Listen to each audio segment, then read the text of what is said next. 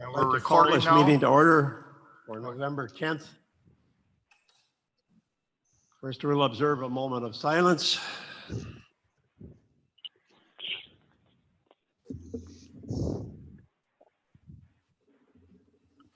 Next, we'll do the Pledge of Allegiance.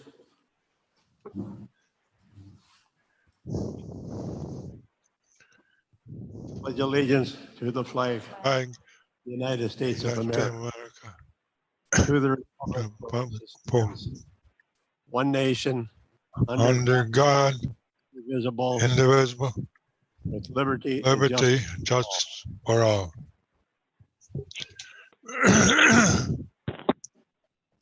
roll call. John Weiner, Here. Kathy Schutte, Gary Murdick, Here. Laura Negro, Here. Matt McKenzie,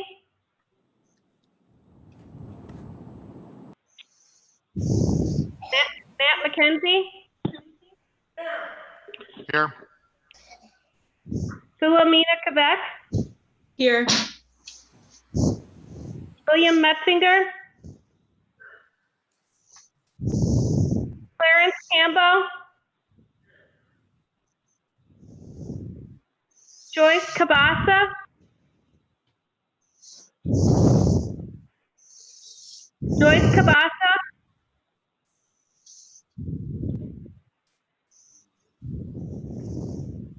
Patrick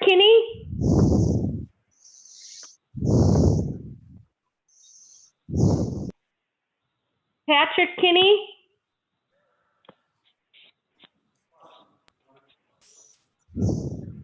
Charles Ortman,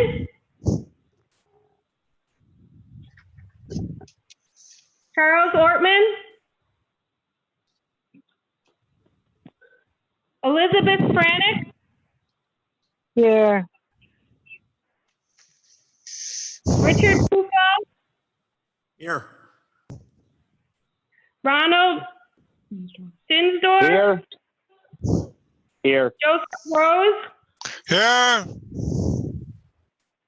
Mike Berlin, Here. Richard Corpola, Here. George Micco, Martin Vitek,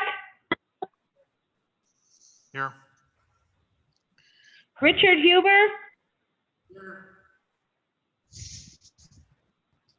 and Doreen is excused.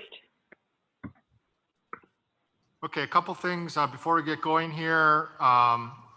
The host for the meeting is Jen Solberg. Jen, can you rename some of the numbers so we can see that? 6732, who is 6732 phone number? That's me, Liz Franick. Okay. And can you rename that, Jen? Thank you. And then 7725. Ron Stender. Thank you.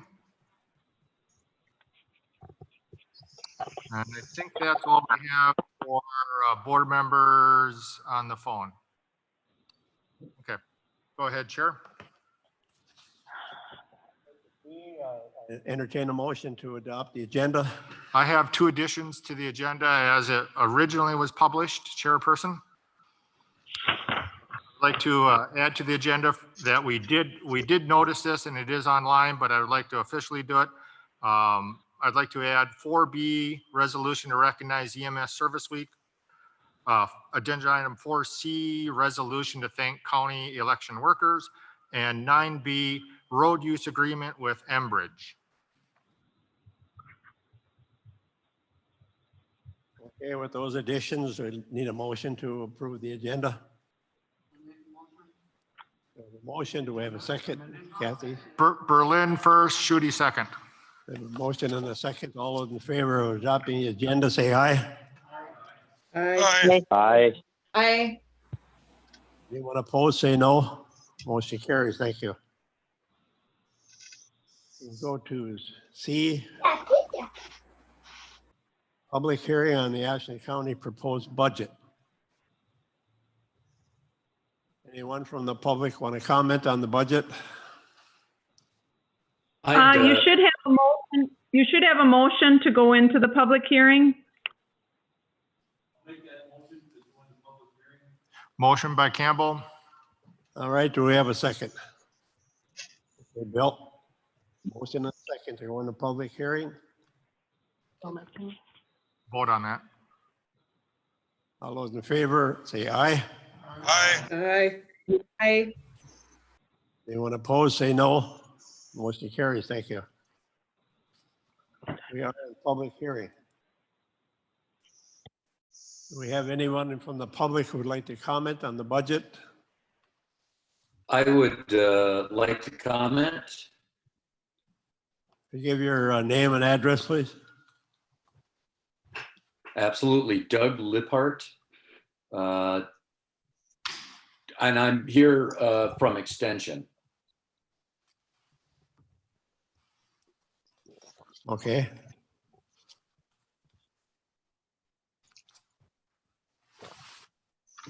What are your comments?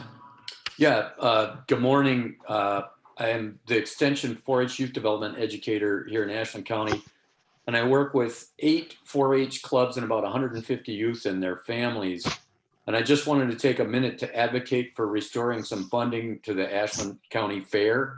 I met with the 4-H Leaders Association last night. It was our regular meeting. And they asked me to speak on their behalf.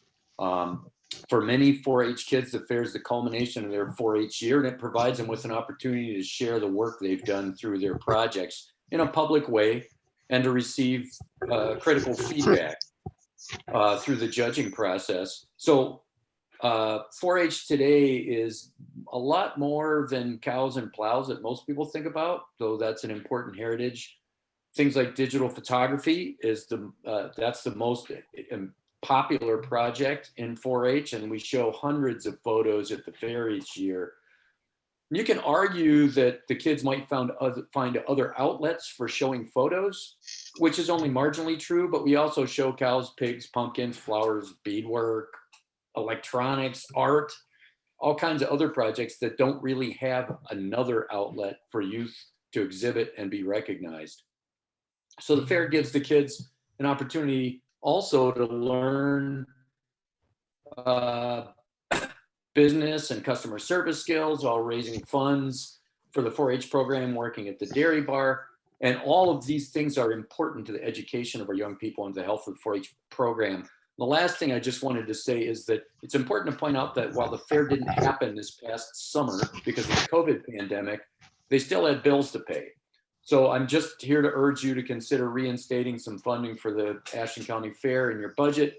And I understand that budgets are hard, and I appreciate all the hard work that each of you do as elected county representatives. And so thanks for your consideration and taking the time to hear me.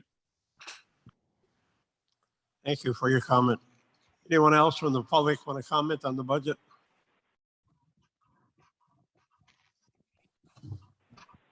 Is there anyone else on the phone who'd like to comment on the budget?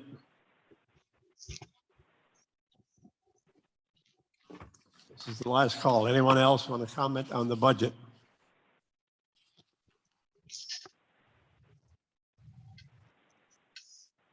Okay, the public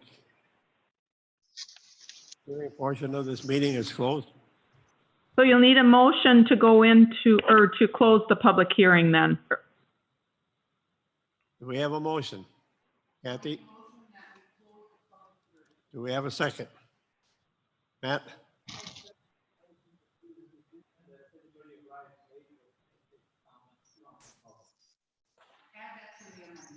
All right. We have a motion and a second. All those in favor say aye. Aye. Aye. Aye. Opposed, say no. Motion carries. Thank you. Chair, when you guys are talking inside the venue there, we can't hear a lot of the stuff that's going on. So if everybody could remember to go to the mics if they've got things to say, I would appreciate it. Thank you. Can do. Then we go to D. Public comments. We have any public here like to make a comment? What about the Enbridge people? The Enbridge people are here for agenda item number 9B. Okay. Okay, seeing no public here, we'll go on to E.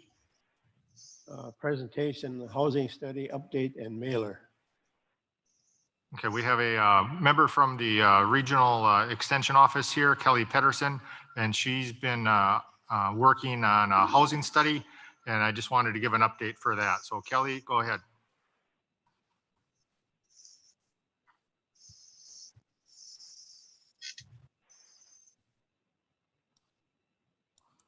Kelly? Can't hear Needs to you. unmute. There we go. How's that? That's better. My apologies. Hi, everyone. Kelly Peterson with Bayfield County UW Extension Community Development. You're probably more used to hearing Lissa Radke, my counterpart in Ashland, speak to you for community development items. But of course, we work really closely together in order to kind of maximize our reach. So housing has been more my emphasis in programming. So I'll share with you this update today. So just wanted to let you know, just kind of jog your memory here. In 2018, you may remember that there was a coalition of a Chequamegon Bay Housing Coalition that was formed with membership from all around the Bay Area.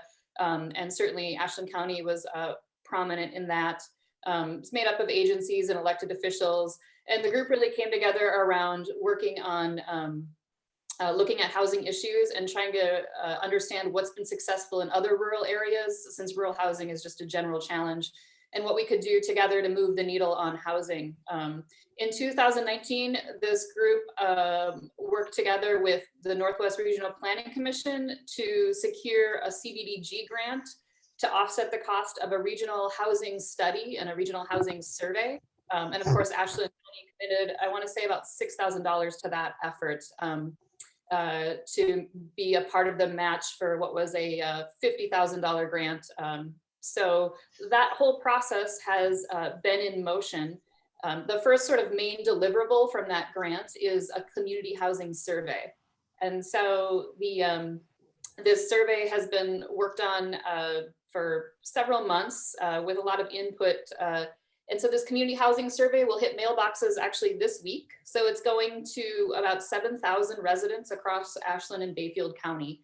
So we've been working with the UW River Falls Survey Center to do the actual mailing.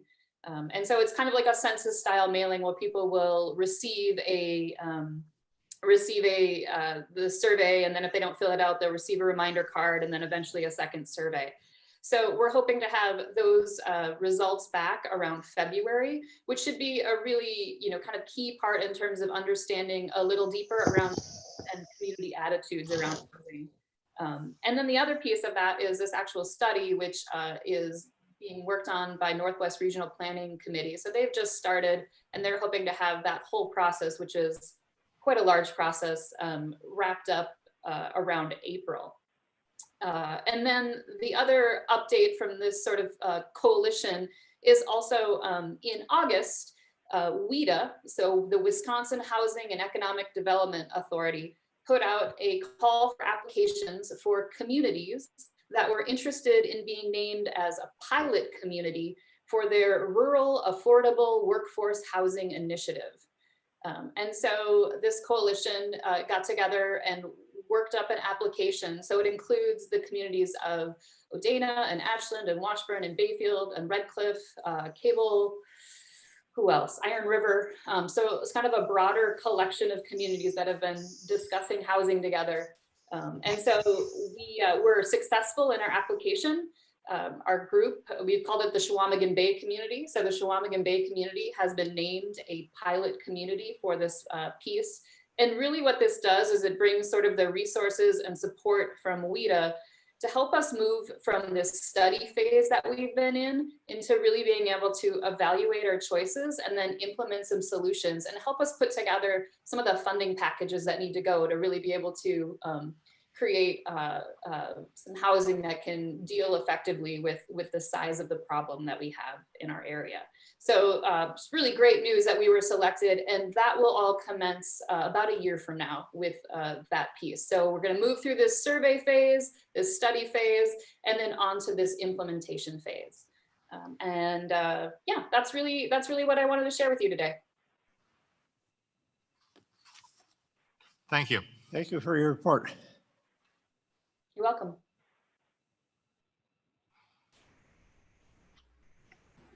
Okay, we'll move along to F on the regular agenda, F3. Approval of the October 6th County Board minutes. An entertain motion. So moved. All right, Supervisor Nigro.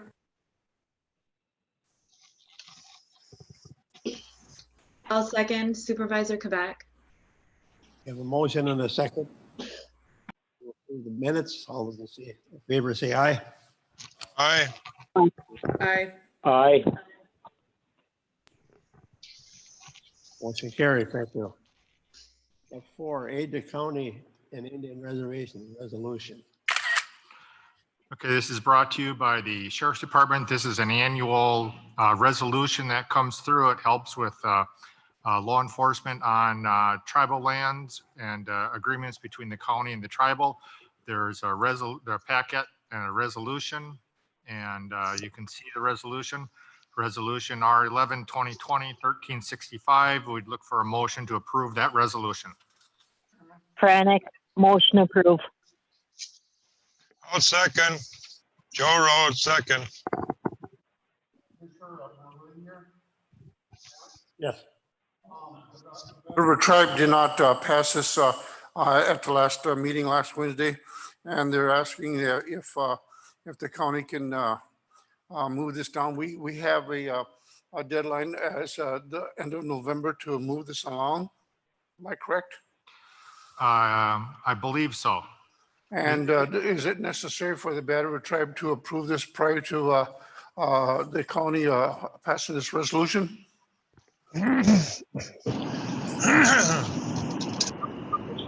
Hello, this is Sheriff Brennan. It is not necessary for the county to pass it before the Bad River Tribe passes the resolution. I just need to have a resolution from both entities in order to submit it to the state for approval. The amount of the fund are $44,763, and it is a cooperative agreement between the county and the tribe. So either one has to sign it first or second, as long as we get this submitted before November 30th. We were there on last Wednesday, and the tribe chose not to approve it at that time. They wanted to table it until they could meet with the county's healthcare provider.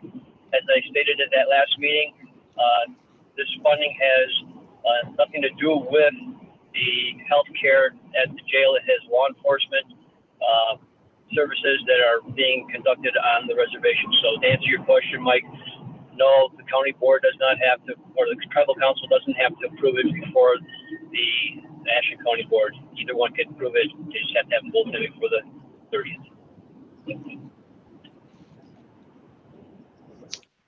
Can I answer your question, Mike? Thank you. Okay.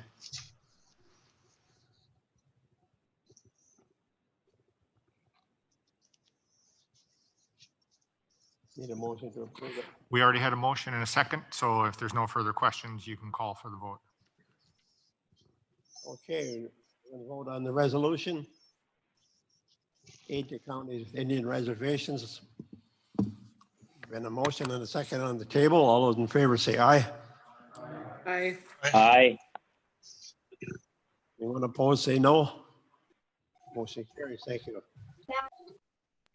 I'd like to abstain from that vote, Chairman.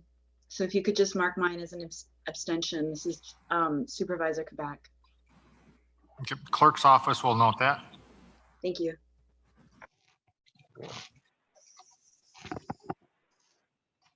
Are we ready? Yep. We'll move along to 4E, resolution to recognize EMS Service Week. Clark? Yes, we basically would like to recognize the hard work of Ashland County EMS services. And we basically are looking at putting this in the paper next week as a joint resolution between us and Bayfield County. Bayfield County will be considering this also. And we basically want to just thank that during this pandemic, they're going above and beyond and working hard to kind of keep us all safe and transport us around during a pandemic. And with that, we'd like to see a motion to approve resolution R11 2020 1373. This is Supervisor Negro. I'll make that motion.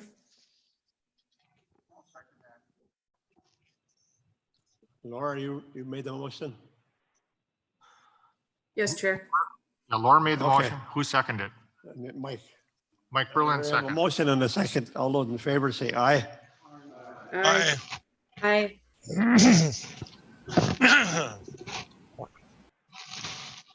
F5, forestry, here, No, we're on 4C, sorry. 4C.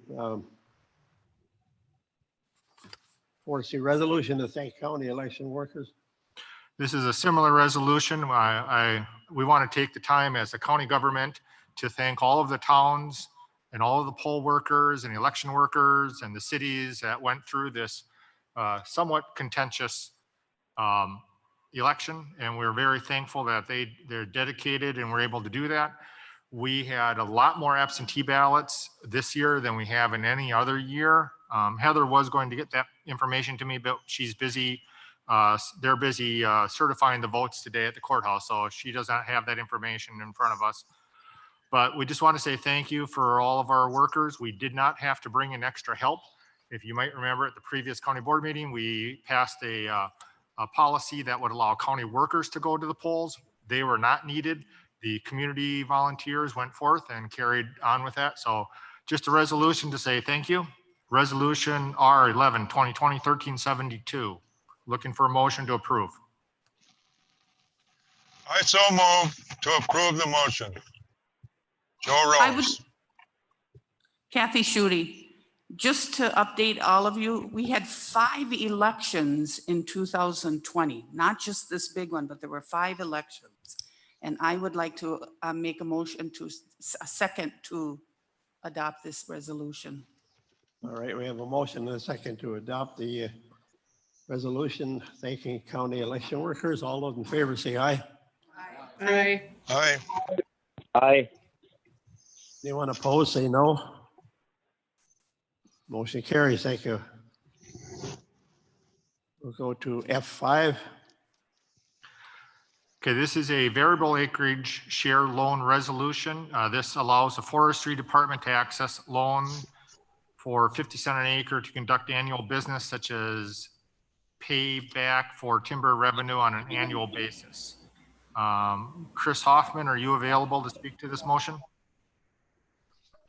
I am. This is an annual loan that we take from the state, 50 cents an acre. It's $20,000. We use it for roads and trails and some of our wildlife projects. We pay it back with timber revenue the following year. Okay, with that, we'd seek a motion for resolution number R11 2020 1366. All right, we have a motion and a second. Could you say who that is for the clerk's office? Who first and who second? Pardon? Who first and who? Rich Huber made the motion. John Weiner seconded it. All those in favor say aye. Aye. Aye. Can we have discussion? When opposed, say no. Motion carries. Thank you. Chair, point of order. Supervisor Quebec asked for some comments on it before we went through with the vote.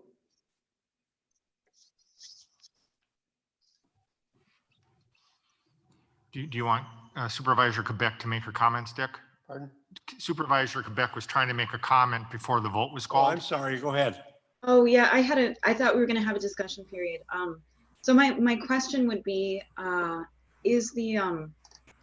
has there been an analysis about the ability for the forestry department to pay back this loan, considering the changes that we've seen in the economics with respect to forest products. And I'm just wondering if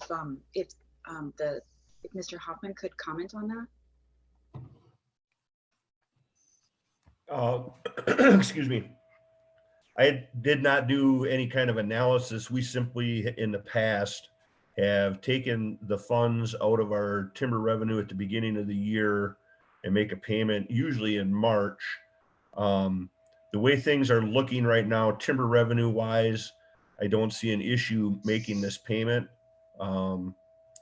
Things have not gotten incredibly better, but we are moving in the right direction, forest products wise in the state now.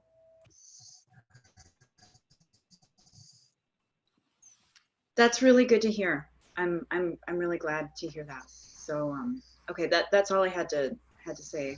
All right, thank you. Thank you. We go to F6. Wisconsin Utility Tax Association request for legislative change to utility payments to local governments. Clark. Yeah, this went through the finance committee. Basically, this is we're a member of the Wisconsin County Utility Tax Association. The energy generators throughout the state, such as the one we have here in town, they are property tax exempt. So unlike a regular business, they don't pay property taxes. And so you have that big asset there. And what they do is they make a payment to the state in lieu of property taxes. This agreement has been around since the 60s. In the past, the state would basically return 80% of the payment to the state back to the local municipalities, the towns, the cities, and the counties where the facility was located. We get approximately a couple $100,000 a year off this currently. Since the 60s, that percentage that the state has taken has gone from 20% to 80%. So now just 20% of that fee comes back to the local municipalities. So this association that we're a part of, we are basically been lobbying and trying to get, we don't think we're going to be able to get all this money back right away, but we're actually advocating for a study that would produce a more fair, equitable sharing of that revenue with the municipalities which have energy generating plants. So this resolution is just basically asking the state to provide more transparency and more information for how they determine. From our knowledge, it doesn't look like there's any real methodology. It's just like they've used it like a checkbook, which is we need an extra 200 million and they just take it. And so we're asking for an equitable return of utility taxes to local municipalities. With that, I'd look for a motion to approve resolution R10 2020 1364. Bill. Okay, do we have a second? Who is the second? Okay, Clarence Campbell seconded it. Bill Metzinger made the motion. All those in favor say aye. Aye. Aye. Yeah, we asked for questions or debate before we call for a motion. So I have a question will there be an expense for this? Not for the legislative action that we're doing. We are a member of this organization and we have been for a number of years. The dues are $300 and something a year that we pay. I'm on that board. And so I attend these meetings and try to work on these legislative issues. So beyond the regular dues, there isn't any expense. Okay, so it's at a cost neutral for us, basically? Yes. All right. Any more comments? Before we vote on the resolution? Anyone else? All right, we have a motion and a second on the table to pass the utility tax resolution. All those in favor say aye. Aye. Anyone opposed? Motion carries. Thank you.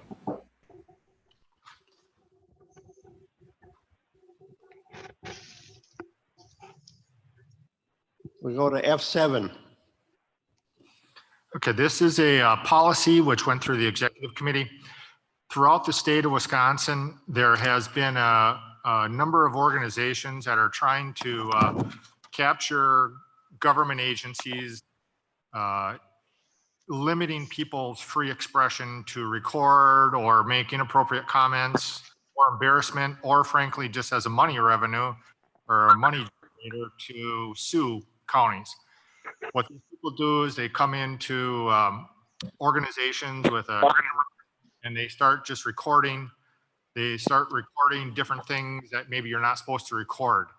So what this policy does, and this packet goes into great depth about it, it's 35 pages long. I'm assuming that the board has read this, so I'm not going to go through all 35 pages. The short of this policy will allow basically the county administrator to designate areas for non-recording or no public access. So the issue is, like, let's say one of the registered deeds office, you can walk into that office and we say, you can't enter past here, or you can't video record. Who makes that decision? There are some state laws in the deeds office, but other offices where we don't want people just wandering around. So what this does is allow us to basically make areas not accessible to the public, not only for recording, but also for just employee safety and employee comfort. And there is an appeals process within this policy. So if an individual says, I don't like that the policy doesn't allow me to access this particular area, there is a section in here for them to appeal that process. So it's more or less just granting the authority to your county administrator to put up no public access to certain areas for public safety and basically, for employee comfort. With that, I'll take questions if there's any questions on this. Yeah, I have a comment on this. This is Supervisor Quebec. Can I talk, Chairman? Yes. Can I ask a question? Go ahead. So I did read the policy, and I think it's good, and it's really important to allow for just acknowledge the fact that people can do video recording. My concern was in the section C of the policy, it talks a lot about exigent circumstances with respect to seizing a recording device, but it doesn't explicitly acknowledge that people have a Fourth Amendment right to be free of unreasonable search and seizure. And, in most circumstances, a warrant would be required. And, there's no discussion of that. And I think that's a omission that should be taken care of. There's a lot of discussion about exigent circumstances. And when I think when a lot of people would read this policy, they would just assume that they had to make up some exigent circumstances in order to bypass the requirement to seek a warrant. And I don't think that's where we want to go with this. I think it's most appropriate in most circumstances. Law enforcement officers are going to want to go through the regular process and fill out an affidavit and submit it to a judge. Judges are oftentimes available in the middle of the night to review these things. This is something that's prioritized by judges. So I don't think there's any reason why we don't include something about seeking a warrant first. We do have this right here. If you can see the screen, a warrant must be obtained in order to examine and copy a recording, and the chain of custody must be clearly documented. And obviously it says that, recording equipment cannot be seized. This kind of went through our attorney and went through WCA. Obviously, I'm not smart enough to write this kind of language.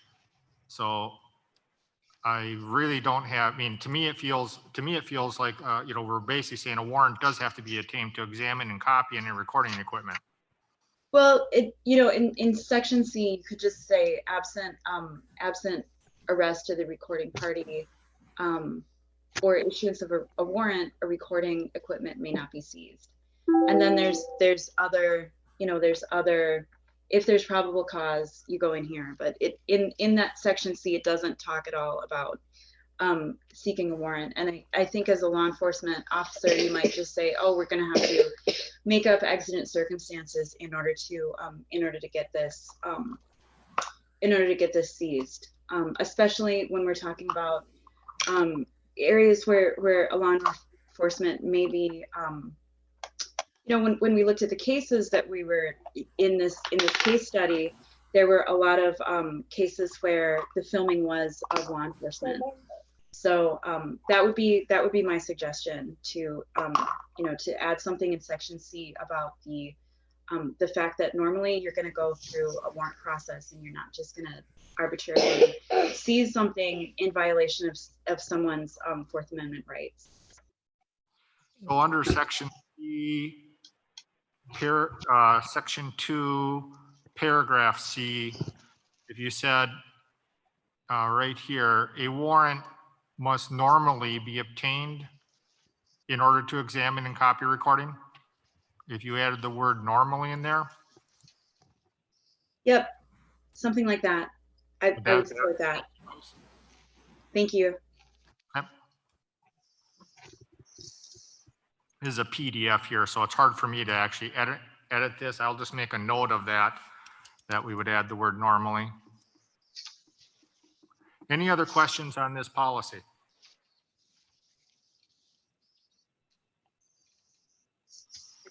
With that, we'd seek a motion. This is board member Franek. Can I ask a question?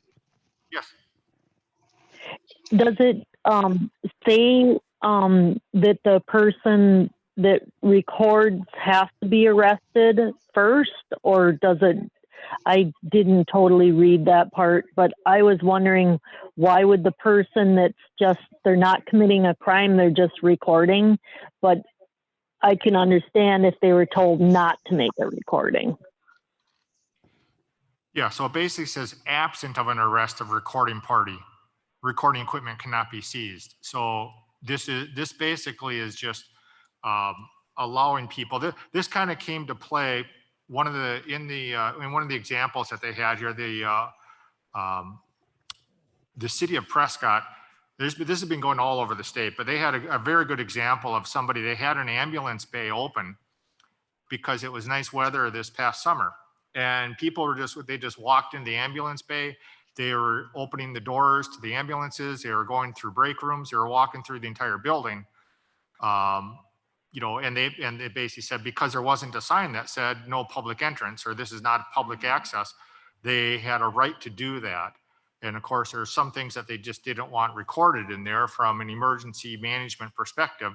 If we have a door open inside a sheriff's office and it's not marked, we don't want people walking into there to look at the cars and look at our security. So it's kind of a formality that WCA is recommending us doing. And so. This is Supervisor Negro. I have a question. So basically what this is going to do is take that last page of this and everybody's going to you'll have to put up signs in the building in the certain spots where the recordings are not going to be allowed, correct? They're basically going to go through the county administrator to make sure that there's a reason for it. So obviously, as a public space, we are the equivalent, you think about the courthouse, it is the equivalent of the public square where people in Old England would come and make their point of view known. So that is perfectly acceptable.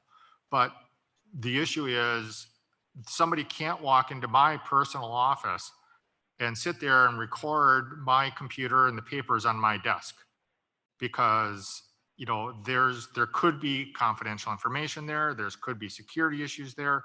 So in this case, we're going to basically be able to mark things that, from a security standpoint or a confidentiality standpoint, healthcare information, employee data, these are things which we can't. Think of the county clerk's office. The desks have people's social security numbers on pieces of paper as they're going through applications, as they're going through all these things. You can't have somebody walk in, go past the gate, and then basically just start recording people's computers and desks. So in this case, even though there is a sign there and the little gate at the county clerk's office, what gives them the authority to do that? Well, right now there isn't any, the county board has not given us authority to do that. And so we want to make sure that if we are ever challenged on there, from the legislative standpoint, the legislative decision-making board of this county has authorized a sign to put up to say no entrance past here or no public access past here. Those are kind of the things that this is what this really accomplishes. Okay, it was just kind of a clarification that there will be a sign up to give notice to people so they know that this is one of those spaces and that we're just Yep, that's the whole locking point. that in. Yes.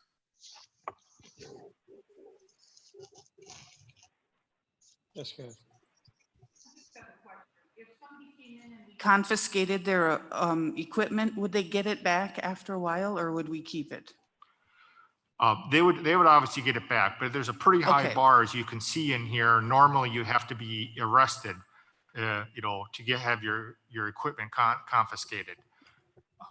So they would get it back, obviously. Okay, thank you.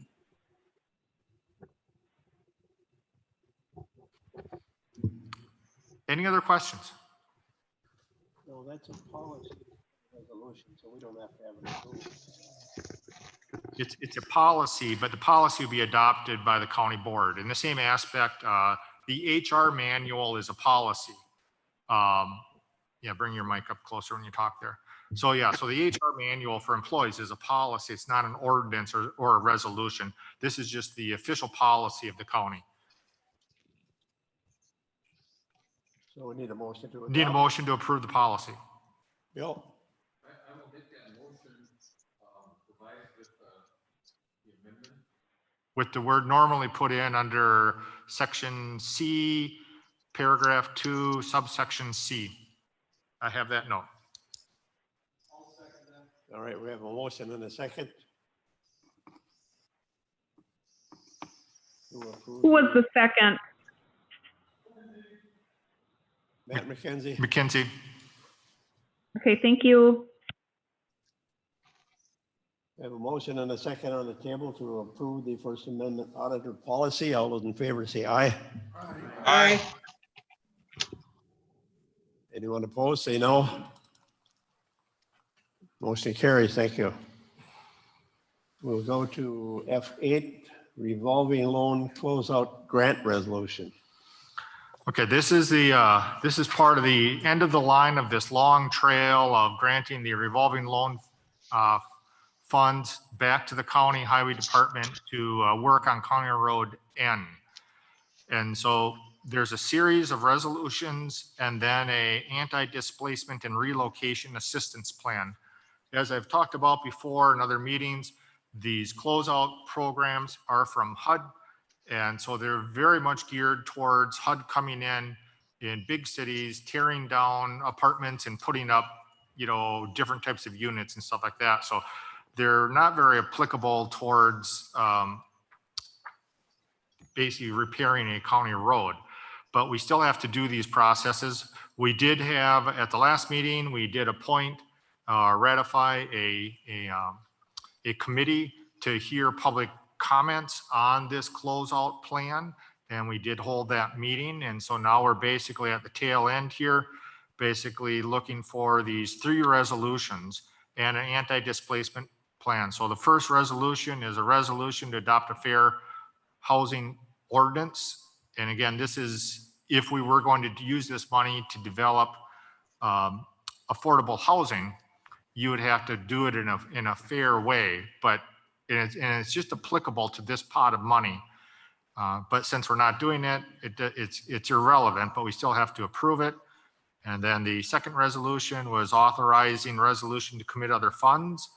And this basically, because we're getting $515,000 roughly from this closeout fund, we do have to commit $19,528.80 to this in order to match a small percentage of this program, and that will be taken from the Highway Improvement Fund in 2020.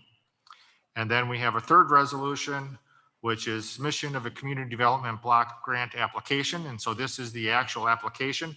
And even though Matt Erickson has been doing the lion's share of this work, This is the authorizing resolution that as a county board, you are on board with this application and this resolution.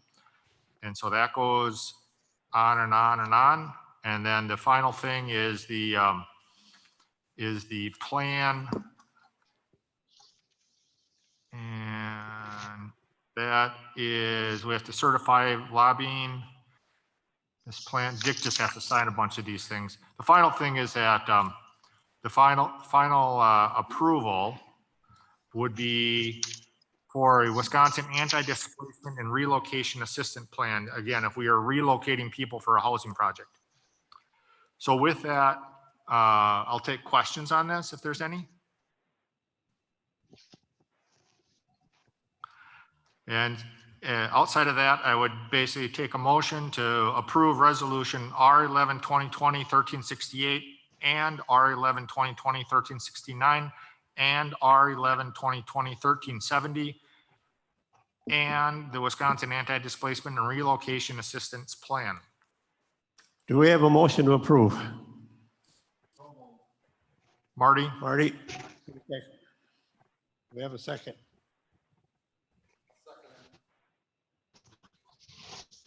Rick seconded. Corpola seconded it. All those in favor say aye. Actually, ask for discussion after that, just in case. Any more discussion?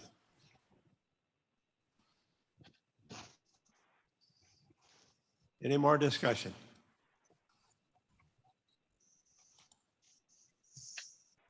Okay, all those in favor say aye. Aye. Motion carries. Thank you. Next, we go to 9B, road use agreement with Enbridge. Okay, this is a late addition to the agenda. This went through the highway committee yesterday. As you're well aware, Enbridge will be bringing they're planning on bringing a pipeline, rerouting a pipeline coming up in the next year or two.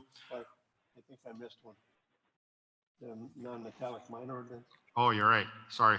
I'm sorry. We go to F9. F9, non-metallic mine ordinance. Okay.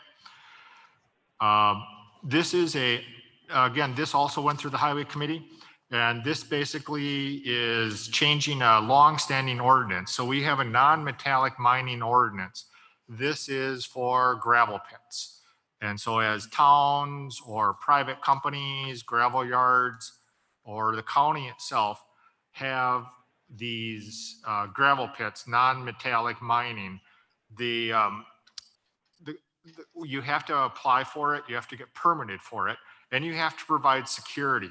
One of the reasons you provide security to the county is, let's say a property owner comes by and they take 160 acres and they take all the gravel out of it, and then they just walk away from it and let the county take it back on the tax deed. So now the county has taken over this thing that has to be reclaimed.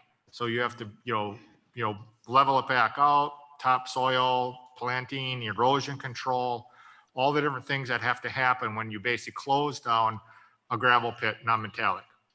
One of the issues that Matt had noticed was that the security letters basically coincided with the end of the last day of the permits.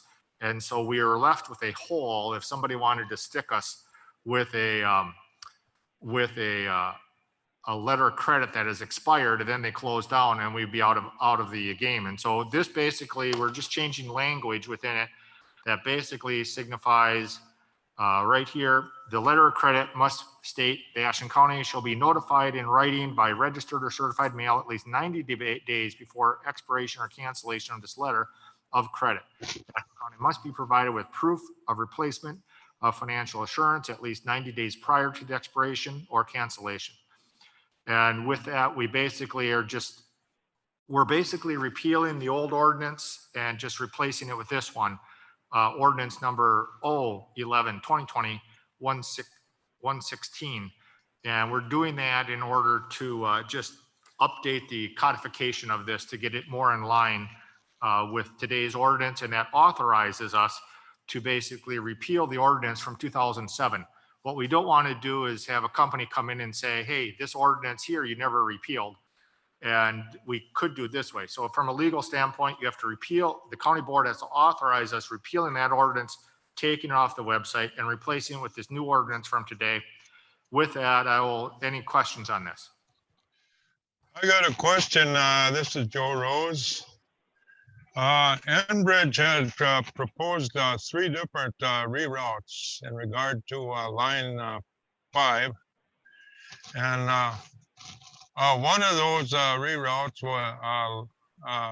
was north of the Pinokie Ridge, and there were 2 others south of the Pinokie Ridge. Now, which reroute are we discussing? Is it the one that's north of the Pinokie Ridge, or the 2 that are south of the Pinokie Ridge? Joe, we're discussing the non-metallic mining ordinance on gravel pits right now. Okay. I jumped the gun. So the Enbridge issue will be up next. So we're just taking questions on the gravel pit ordinance. Well, let me talk a little bit about that ordinance now. The mining moratorium law that was in existence in regard to sulfide mining was voted out of existence by the Republicans in the Wisconsin State Legislature. So there's a need for continued protection from sulfide mining, that is copper, gold, silver, precious metals, and so on. And that's what was enacted by the zoning committee. So that's just a point of information. Any further questions on the ordinance for non-metallic mining, the gravel pit ordinance, basically? Okay, with that, I would seek a motion to move to repeal ordinance number 005-2007-62 and replace with ordinance 011-2020-116.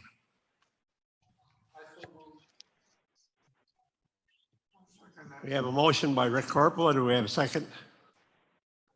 We have a second by Mike Berlin. All those in favor say aye. Anyone opposed? Aye. Motion carries. Thank you.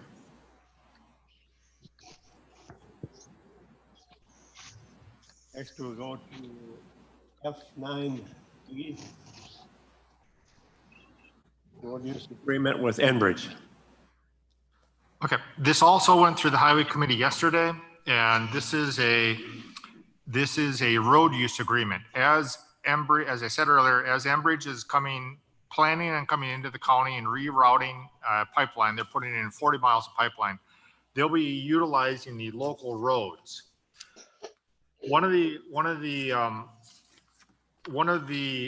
This agreement basically signifies that they would basically analyze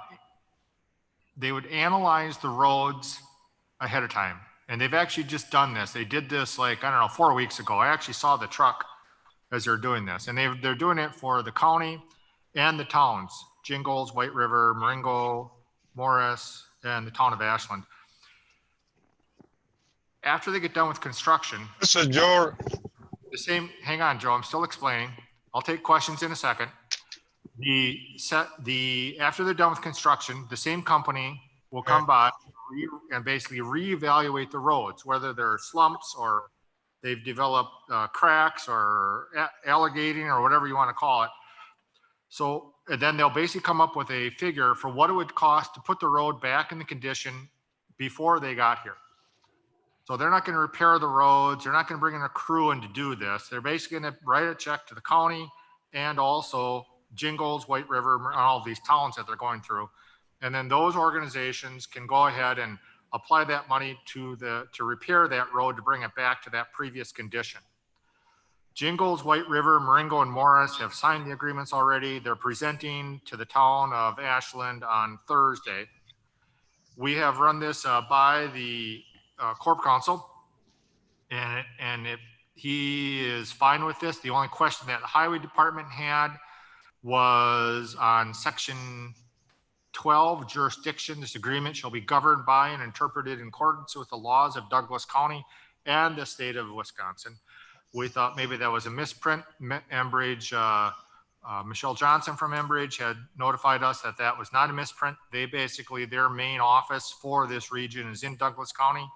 And they basically, if there was some sort of dispute over at the tail end, when they say, well, okay, we did $200,000 worth of damage to your roads, and our engineers say, well, no, it looks more like 300.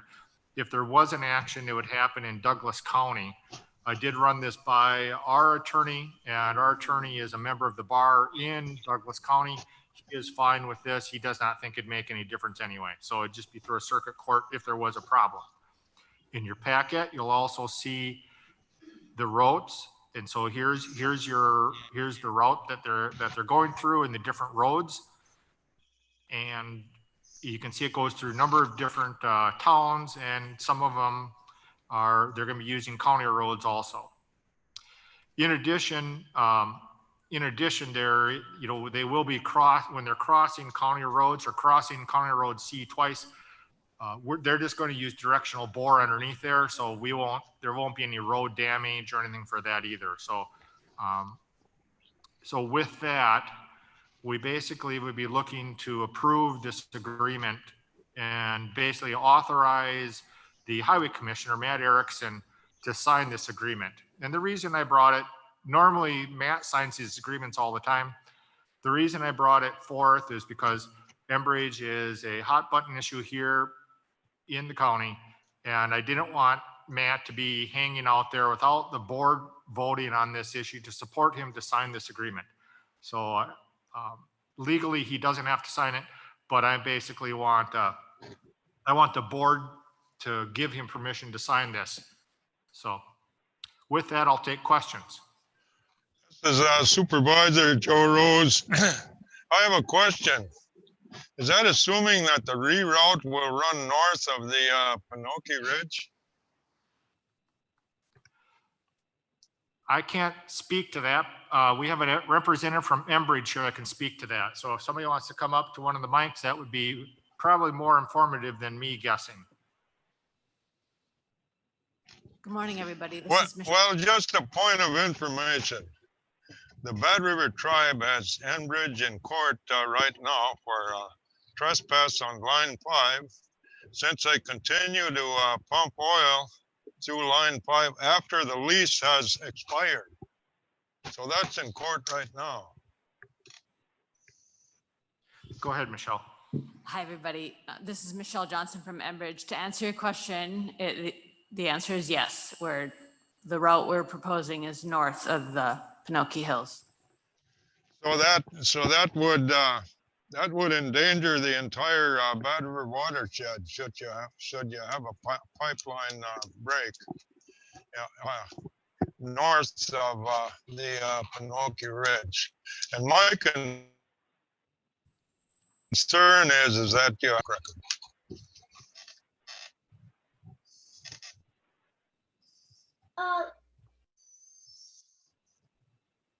Are there other questions for Enbridge since we have Michelle Johnson here? I don't have a question for Enbridge, but I have a question for the county board itself. One thing that I noticed in the agreement is that there's no sort of monetization in this agreement of the analysis. And so there's going to be an analysis that's done related to the use of the roads before and after this major construction project. And what I'm hearing from you, Clark, is that the Enbridge has hired a company to accomplish this. And so we're supposed to take this company's word that they're doing this in a truthful manner. And we don't have any kind of, there's no compensation for our county staff to do any kind of assurance to make sure that this is actually the truth. So we're supposed to take their word for it and just use whatever information we obtain from their private contractor. And, I think that is, I think that's a problem with respect to this contract. there should be compensation for our county staff to conduct its own independent review. This county is cash strapped right now. We don't have extra money to be going around spending time to do something like this. If Enbridge wants to use our roads, we should have fair compensation for county staff to do the analysis related to road use.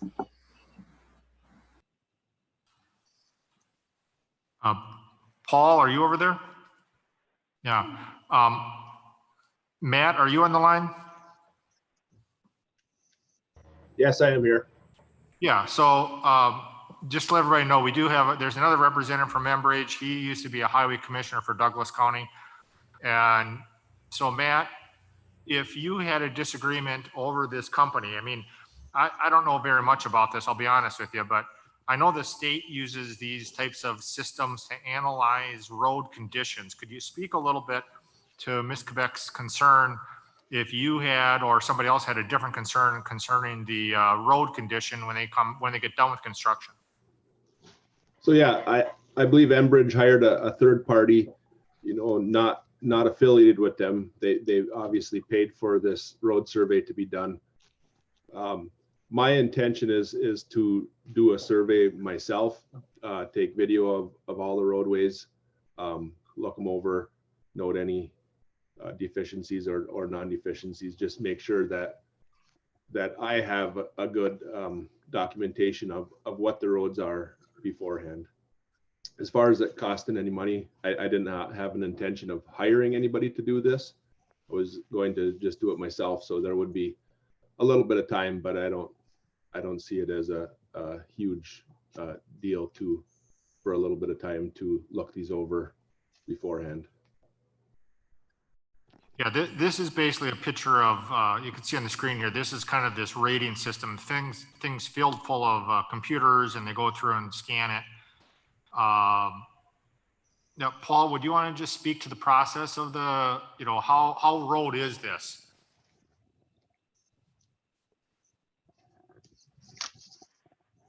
Hello, I'm Paul Halverson, working with Enbridge, dealing with the county for this road use agreement. What was your question exactly, Clark? So the question is, Supervisor Quebec basically says, what if we don't agree, or how do we verify that the third party analysis of the end result road condition? How do we verify that? Okay.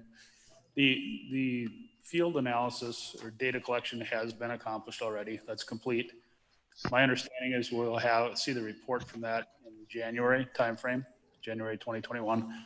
A copy of that report will be provided to the county, and it's not only a quantitative analysis, but there's also video and photographs with that. So Ashland County certainly can go video the roads themselves, but there will be video that is provided with the report. And I'm happy to sit down with Matt and go through that video and see if there's anything that was missed that we need to pick up additionally. So the county will have that report, and then post-project, the similar type analysis will be done. So we have a benchmark comparison to determine if there is damages and what they may be. So does that answer the question? You know, I'm still really concerned about the county finances, and the fact is we're in a terrible financial crisis right now with respect to local government in Wisconsin. And you know, the fact that we're spending staff time that is uncompensated for a private company is wrong, and there should be some kind of provision within this contract to compensate our staff for engaging in this project. We have to be responsible for our taxpayers' dollars, and we cannot be gifting staff time and money to a private company that's really not bringing back very much benefit to our county at all. So that's my opinion. I mean, I think that's lacking in this contract, and there should be adequate compensation for our highway department to engage in this, you know, in this little project that we're doing. Matt, this is Clark. do you sign other road use agreements with other utility companies? I have not signed a road use agreement. We do utility agreements, you know, say with CenturyLink or Norvado, different utilities coming through. But to speak to that, I mean, we have private companies using our roads on a daily basis all the time. I mean, we have trucking companies, you know, let's pick a Northwoods Paving. They haul asphalt down our roads on a daily, yearly basis. You know, we have to watch the roads for all companies. It's not something that, you know, we're just doing just for Enbridge. We have it's my responsibility to keep an eye on the roads at all times for any company that might be using the road. Yeah, and in talking with Max, our corp counsel, you know, so our other utility companies utilize the roads, whether they have an agreement or not. If we decide we don't want to sign the agreement, they still have the right to use the roads. We can't stop. They're public roads. They're paid for by taxpayers. We can't stop people from using the roads. You know, we could basically, if we wanted to table this, we could enter into discussions with Enbridge and see. I don't know. I know this is their standard agreement. I don't know, Michelle, would you be interested in talking to us to see if you could compensate us for staff time to verify that? Or is that something you want to take offline? You'd have to talk to the mic.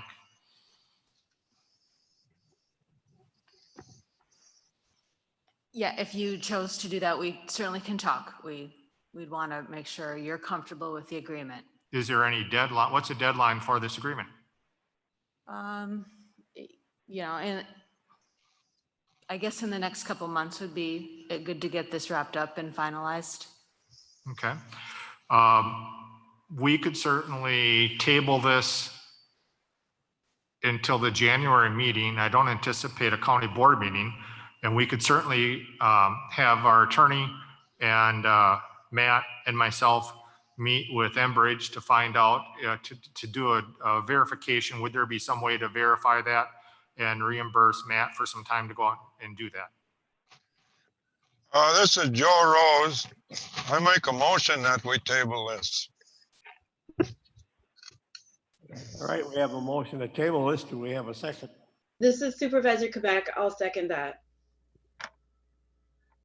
All right, we have a motion and a second on the table the Enbridge agreement. All those in favor say aye.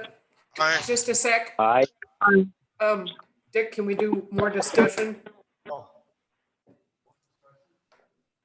This is Supervisor Negro. I definitely agree that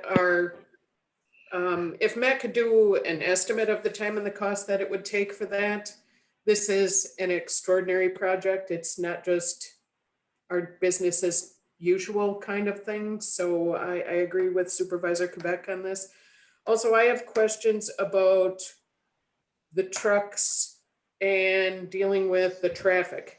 As the supervisor that has Highway 112 in it, I get complaints a lot of times about the heavy equipment that's coming through at high speeds. Sometimes poor driving etiquette, we can call it.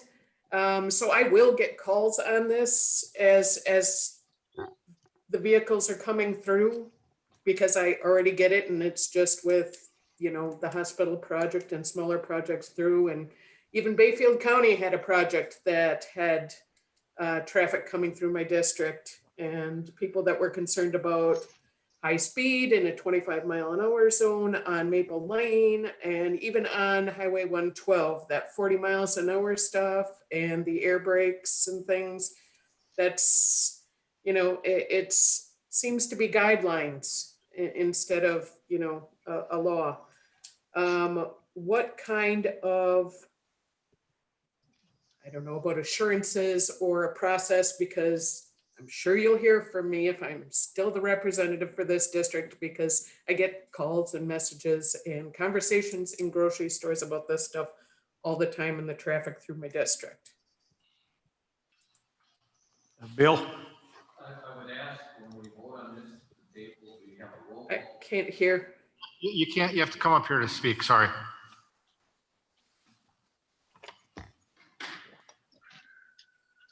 I would ask that when we do have a roll call vote, excuse me, when we do have a vote to table, that we have a roll call vote.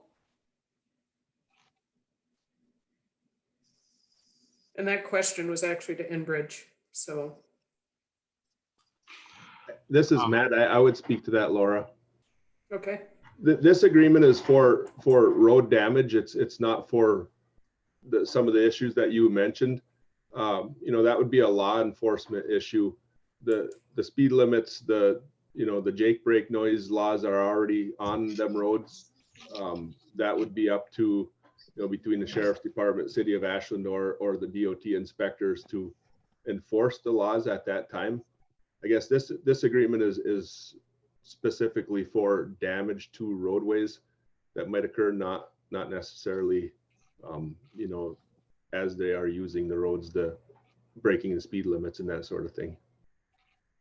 I understand that, and we already have a law enforcement agency that's already pushed to the limit. So I guess I'm asking Enbridge if they're going to keep tabs on their people. Enbridge can make a comment on there if you would wish. I would like that.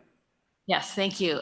We share your concerns because we wouldn't want that in our communities, and we wouldn't want our contractors to behave that way. My role with you is I am your primary contact at Enbridge. So if there's a contractor or you have concerns about, anything project-wise or operation-wise with our company, you'd call me. And if we have contractors that aren't following our expectations of safe driving and being respectful in a community, they won't work for us. Michelle, since you're there, I have a question for you. The board might be interested. What is your expected timeline for construction? Currently, we're working through the Wisconsin DNR's process, permitting process. So we don't exactly have a schedule of when construction would start. Where the next step in the process is the development of a draft environmental impact statement to be published by the DNR, and there'll be public comment period. So we're working through that, and then there's a number of permits that have to be given to us before we can start construction. Maybe by January, when we come back, I'd have more details to share. Okay, thank you. Kathy had a question. Kathy? I would just like to make a comment. I'm here also representing the town of Marengo. They have already signed this road agreement with Enbridge that Enbridge will fix any roads that are wrecked because they're working on them. And like Clark said, they're going to burrow under the roads, so that won't make that much difference to the roads. So Marengo has already signed off. I think White River has too. Yes, White River has too. What about town of Morris? Yeah, we have the list that Michelle gave me yesterday was Jingles, White River, Marengo, and Morris have already signed the agreement. Right. The Enbridge will pay for any road damages that they do when they do the pipeline.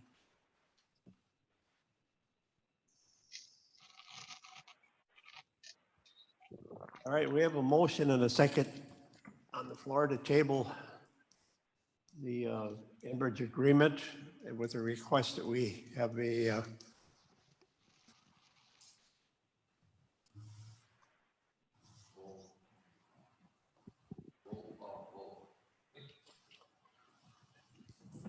we do a roll call vote. Can the clerk do a roll call vote? There's Yes, I can. a vote to table the amendment or the ordinance, right?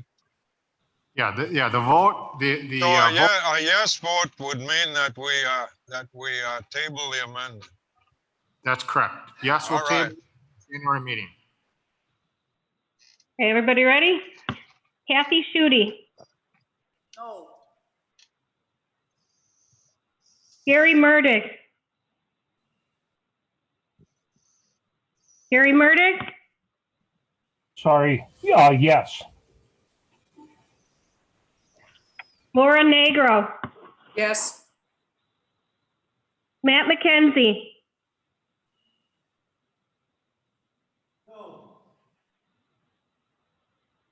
Philomena Quebec. Yes. William Metzinger. Clarence Campbell.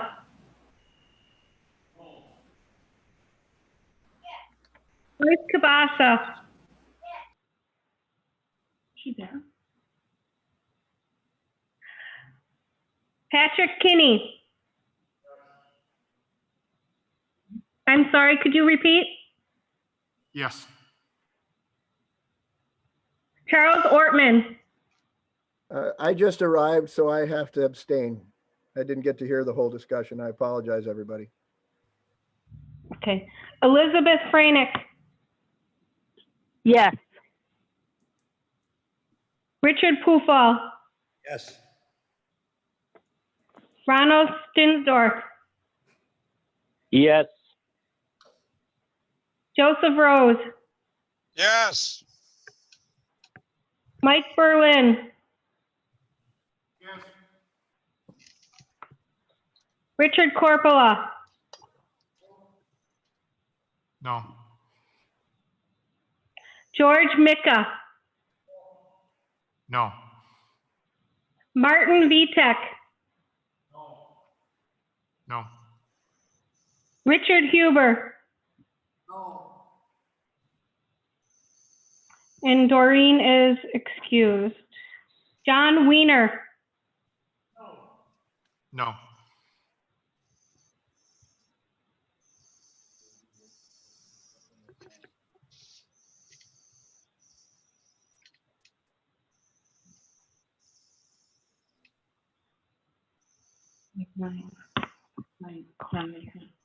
She's tallying them up. 10 yeses, 9 noes.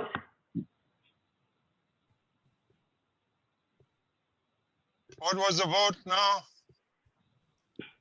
10 yeses, 9 noes.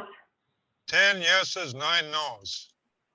Yep. Okay. So we'll table this agenda item and bring it back to you in November after we discuss with Enbridge. Clark, did you say November? Sorry, January. Apologize. January. Okay. Yeah.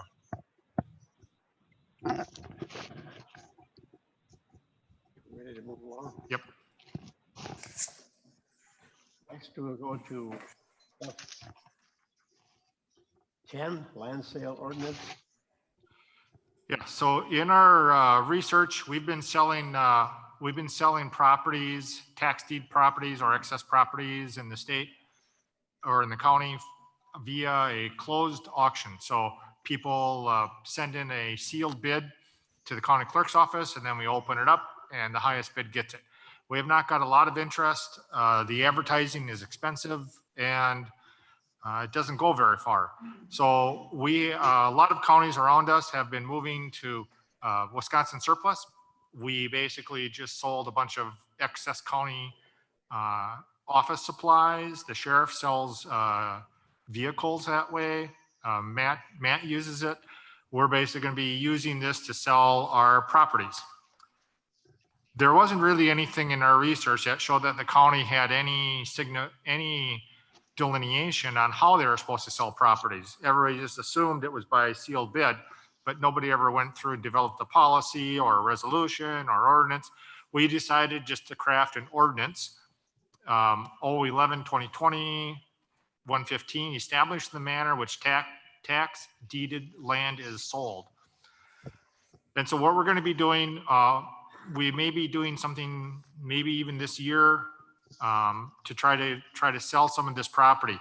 Having this on a website, people can bid. It will be a live auction, just like eBay.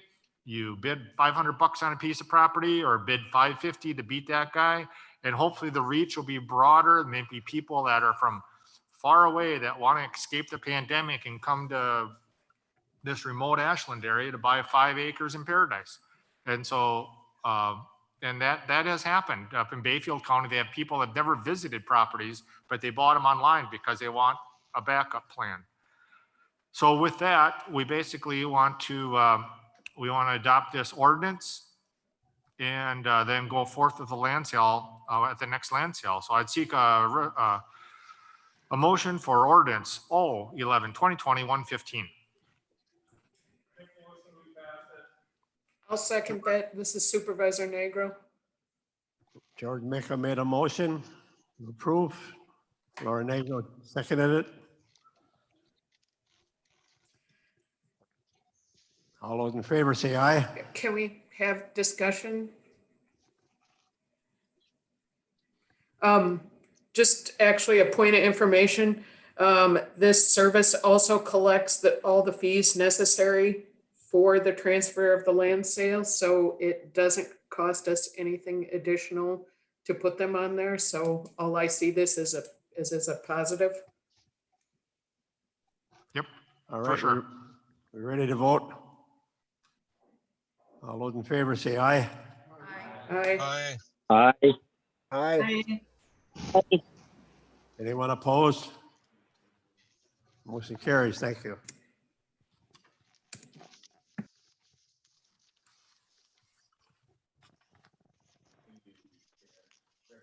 We'll go to F11, County Board Handbook. Okay, this is a update from the executive committee. They went through the handbook. As you're well aware, every 2 years, the executive committee has an obligation to review the county handbook and make changes and make recommendations to the county board for approval. They had some concerns on the adoption of resolutions. And so within this handbook, we made a couple changes, and you can see the changes in the handbook in red. One of them has to do with committees or county supervisors requesting opinions from the county corp council must communicate requests through the county administrator's office. This does not apply to the county board chairperson. And that was, Dick had brought up an excellent point there. If your administrator starts drinking on the job, he would contact the county corp council to figure out what to do about it. And so he's exempt from that. Now, hopefully you guys aren't driving me to drink, but we do have a remedy now that if I start, you guys can get some advice on how to get rid of me. So second thing was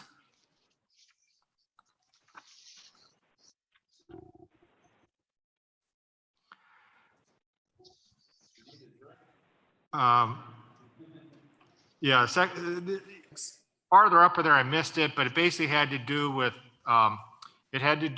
the duties of the chairperson. Duties of the chairperson, one of the things is he should attend all meetings as directed by the county board.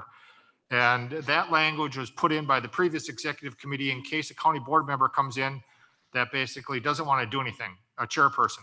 And so if the chairperson doesn't want to go to any meetings or do anything, they can be directed by the county board to attend said meetings. Or in this case, the addition is going to be or a delegate. The county chairperson could delegate somebody to attend a meeting. If the county chairperson doesn't like to travel or is unable, they can delegate that. And then the third change was resolutions here. All resolutions brought for the county board must be introduced by a committee of the Ashland County Board or a county board or the county board chairperson / administrator, or must be so stated in the resolution on the agenda which committee or county board chairperson administrator has introduced said resolution. And those are the three changes in there. Questions? The Supervisor Negro.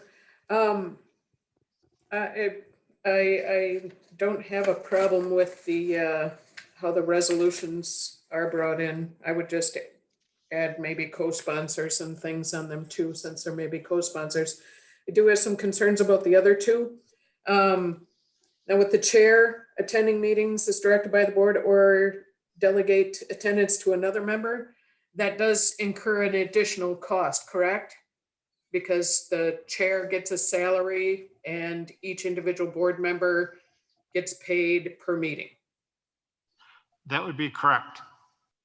Okay, Yes, so On page 12, the chair shall attend meetings as directed by the board or delegate attendance to another board member. Yeah, so that one's gonna cost us if other people are delegated to it. I mean, I don't feel that the expectation is that the chair should be running around like a chicken with its head cut off. That every single meeting is something that's important. I would think that whatever, if there's a high button issue or something like that, that would be what would be necessary to go to at the moment. But if we add or delegate attendance to another board member, that could be 10 different meetings with 10 different people going to them. That's not the board chair.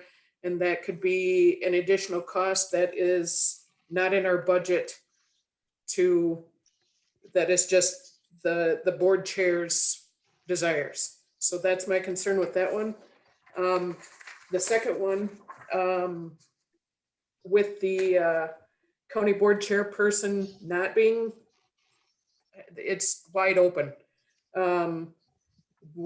We could just add that unless there's an issue with the county administrator, or that certain situations have to be in consultations with the county administrator, but what if we get somebody in that wants to challenge everything and then just starts running up the bills? We have a fiduciary responsibility to keep that in check, and that's what the county administrator has been there for.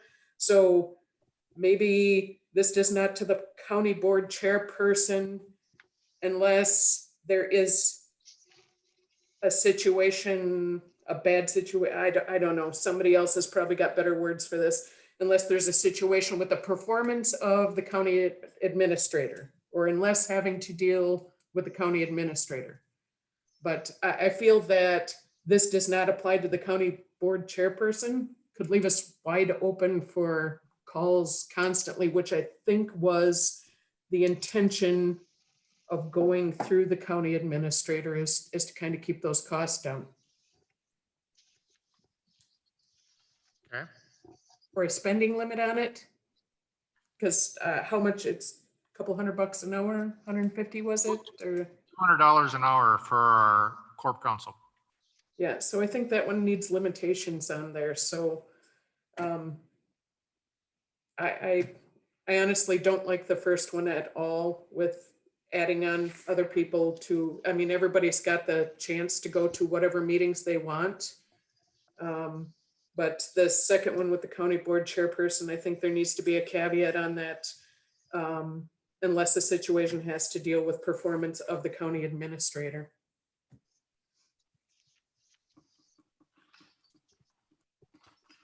Are there any other comments on this? This is Supervisor Ortman. Might I speak?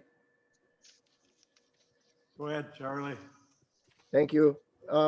I just want to echo some of Laura's concerns. I mean, I don't think a board chairperson is going to do those things. But I think we need to make it so, and I don't think we need to specify anyone in particular. I think it should read that that people with requests of corp counsel go through the county administrator's office unless the issue has to do with the county administrator, and leave it at that. And then any board member who saw fit could go and make a request. And of course, if it didn't apply, we would find out later. But anyway, I think that one needs a little work, and that's my concern too. Regarding Article 7 and resolutions, I like that.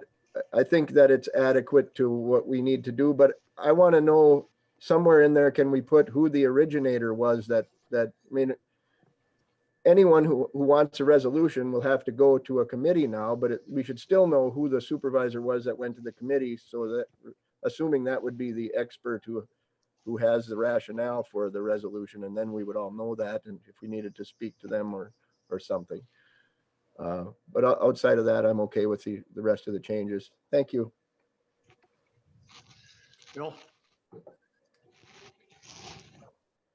Does the county board chairperson that goes to these meetings, do they get paid extra to go to these meetings, or are they all inclusive in his salary? It's all inclusive in the salary. They don't get any per diem. Okay, that was the question I had. Matt is coming up to the mic. Matt? I have some of the same concerns. And, you know, I was a part of the original change to directing what the county's chair should be doing, and that we did have a county chair who was starting to designate a lot of people going to different meetings, and it was causing an increase to the budget that was getting to be a problem. I believe that the county chair should have some flexibility. If the chair is sick and can't attend a meeting, we don't want them to go to the Hello, meeting. I'm in a county board meeting right now, Zoom meeting. Hold her up, Joe. Hang on. Okay, go ahead. I just muted him. I believe there should be, you know, some understanding that if, you know, they have a conflict, they can't make it, we should have somebody attend some of these meetings. It shouldn't go without somebody there. But, you know, what is enough and what is too much is really at point here. And I don't know how you slice that, you know, and no matter what you do, perhaps somebody's going to take offense to it. But the bottom line is we shouldn't be paying twice for the same thing. And, you know, I think if we have the chair that's going to designate somebody to attend a meeting for them, maybe that money for that meeting should come out of their per diem then. You know, and the $6,400 that the chair gets then would be reduced. Say you sent me to a meeting, the $50 per diem comes from that amount of money rather than the money that's in the budget item. So I think that's a possibility. And I do like Charlie's recommendation that it be amended to state that, you know, any requests for legal opinions go through the county administrator unless it involves the administrator, and then the board chair would be the deciding factor in that. Thank you.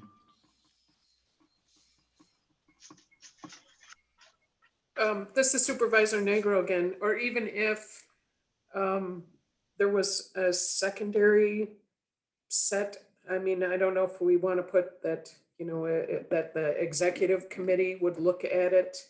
If there's a request for Corp Counsel, if it has to do with an outside, I guess it's still never mind, I take it back. Overthinking.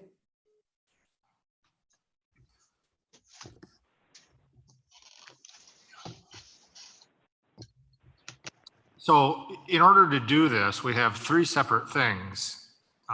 One way to do this would be to take each one separately and basically decide on a language and then vote on that. Then that would be edited into the document for a final approval. So it'd be 4 motions. So, or somebody could make a motion to send it back to the executive committee to take the comments from the county board and incorporate them into this document and bring back to the county board later at a later date. So we would need a motion one way or the other here. So This is Supervisor Murdick. Yeah. I would recommend to the board to follow our administrator's advice and push this back to our executive committee. And then we'll take up your recommendations, try and straighten the language out and bring it back at a future meeting. This is Supervisor Ortman. Might I speak? Yes. Go ahead, Charlie. I would like to make that motion that Gary just suggested. Push us back to the executive and let them clean it up and bring it back. Thank you. This is Supervisor Negro. I'd second that. All right. Laura Negro seconded the motion.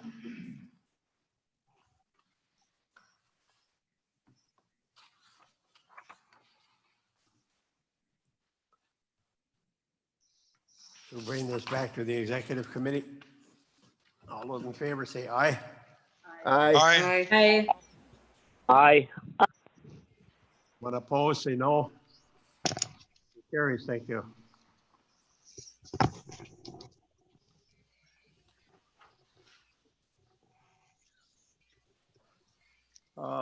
Next on the agenda is budget approval. Anyone want to take a little break before we do that? No. I would support taking a break if anyone needs one. I would just like to question something that we just did a little bit ago. We voted to table the agreement with Enbridge on the highway resolution. And the agreement, the vote was announced as 10 yes and 9 no. But if you'll remember, Supervisor Ortman abstained. Supervisor Hannanen is not in attendance. And I don't believe Supervisor Kabasa is in attendance. So how could the vote have been 10-9?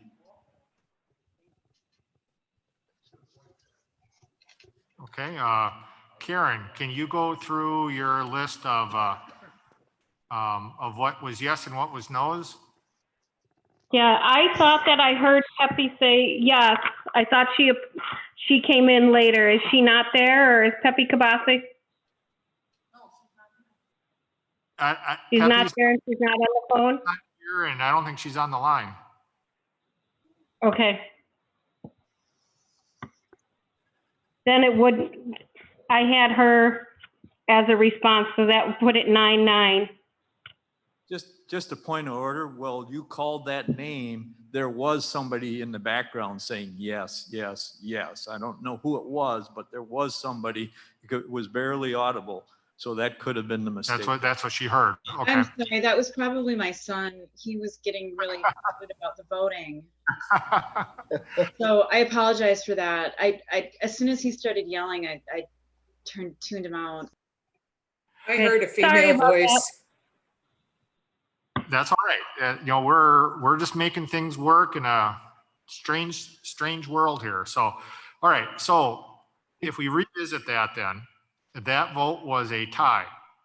A tie vote means nothing happens. Is that correct? If I'm reading, a tie means the action that is being forwarded does not move. A tie means no action. So in this case, you know, since Charlie is on the line now and we have an odd number of people, we could basically go through this exercise again and go through another roll call vote and see where it goes. This is Supervisor Ortman. I would still need to abstain for my original reasons, though. Unless we're going to have the discussion all over again. This is Kathy Schutte. I agree with Charlie because he wasn't here for the discussion, so it would be hard to recoup what we've already said, and Enbridge is already gone, so. Yeah. This is Supervisor Murdick. A question. If the vote was 9-9, basically, does it not still mean it's not going to have any action if that stands till January anyways? So doesn't the 9-9 vote just mean we didn't take any action and we'll still bring it up in January?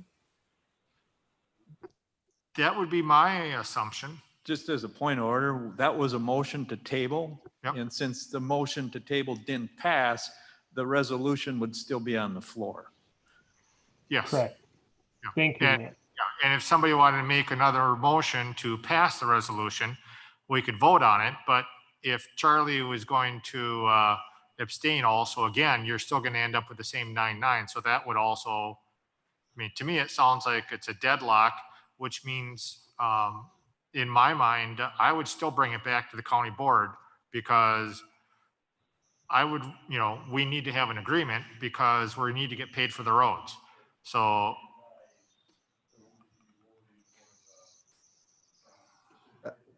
That's how I would see it too. Is there anyone here who can make a judgment on that of authority? This is Supervisor Ortman, sorry. Clark, is there anyone here? Is there corp counsel here? How does this go now? This is Josh Rowley from zoning. A tie vote, the motion fails according to Robert's Rules of Order.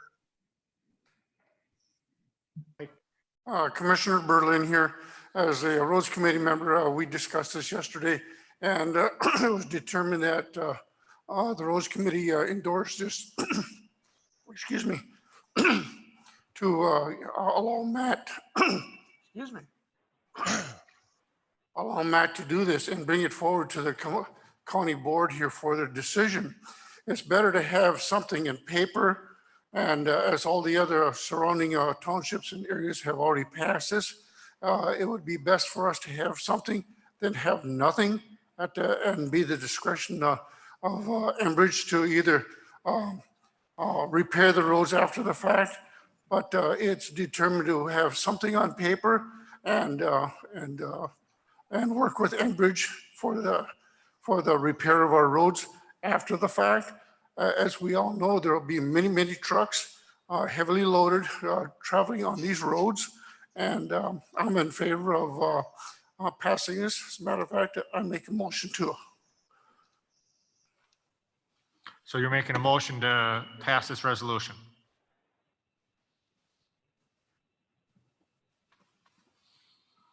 This is Pat Kinney. I believe we have a motion on the floor to table the updates handbook and send that back to executive committee. Could we finish that and then come back to the Enbridge question? So we're doing one thing at a time instead of a second motion when we already have one on the floor. Yeah, that would be a good point. I kind of lost track that we didn't take a final vote on the handbook. I thought we did, sorry. We did. Yeah, there was a vote on the motion carried.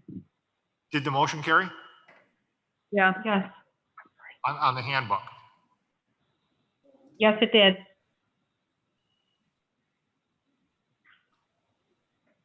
Who remembers voting on that? All right, the motion did carry on the handbook. okay, so we're good on the handbook. Okay. All right, so we have a motion on the floor to pass the resolution for the road agreement.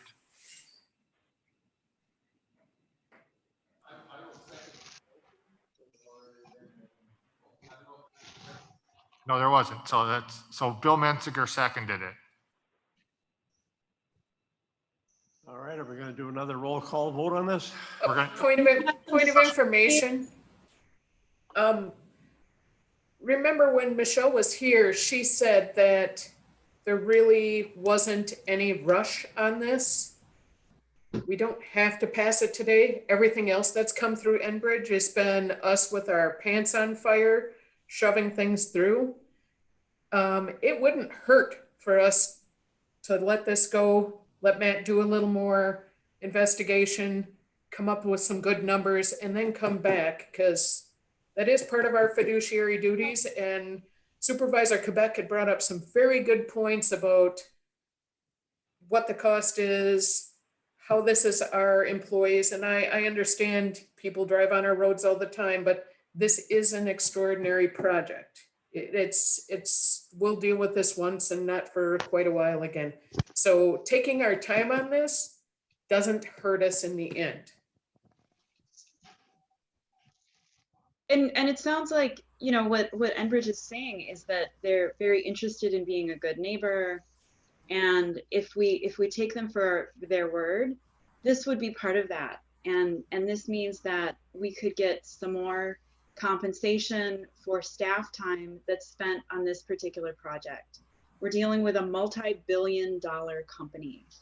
And, you know, and that means that we should be taking these agreements and these contracts that we're making with this company very seriously, and advocating for the benefit of our taxpayers. Right now, we're just about to go into a discussion about the budget, and we're looking at some major budget shortfalls. So this would be an opportunity. You know, I think that Clark has been looking for opportunities to look for some more revenue to fill in the budget. And this is an opportunity that the county could use to fill in the budget, fill in some budget gaps, to provide some money for projects like the county fair, or, you know, to fill in budget shortfalls like other things. And so it's, you know, it's really in our best interest, in the best interest of our taxpayers, that we take our time when we're engaging in these transactions with very large companies, so that we make sure that we're not subsidizing their work. It's, you know, this is a really serious thing. It's not happening tomorrow. They're not doing a whole lot of work on our roads tomorrow. And it's going to take quite a while for that DNR process to unfold. So there's certainly time for Matt to go back to his office and do some calculations about how much staff time he's going to be spending on this.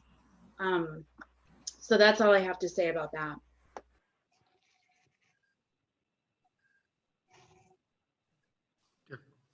Yes, Pat.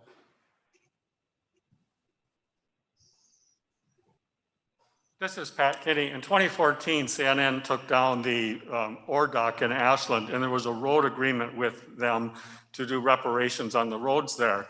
The city did have staff evaluate the roads before the start of the project, but staff also spent a lot of time looking at those roads and planning what to do after that damage was done. And part of the reason for that was once the damage was done, then the city had to look at, okay, so here's the damage we have, but if we're going to repair this part of the road, then what else do we do as far as roads in the area, et cetera? So it turns into a bigger project. So for example, suppose Enbridge damages a few hundred feet of a particular road. Do you repair just that part of the road, or do you now say, well, maybe we should do a little more of this or that, and how do we find the funding, and then prioritize those things? So it turned into a much more time-consuming project for the city and what they did than they anticipated. And it certainly took a lot of staff time on the back end after the damage was done. So it's one thing to assess the roads now. It's quite another thing with the staff time to then plan, what do we do with the money we have, and as far as where we go from there.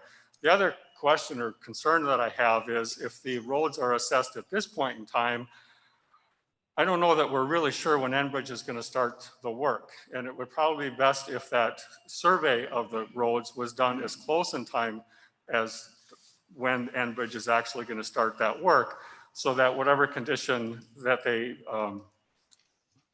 so when they evaluate the roads is close to the time to start, Enbridge starts.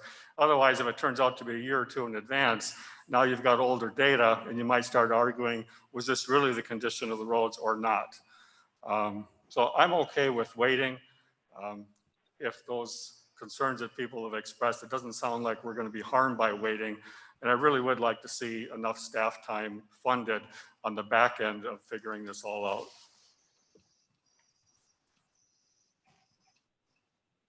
Any more comments?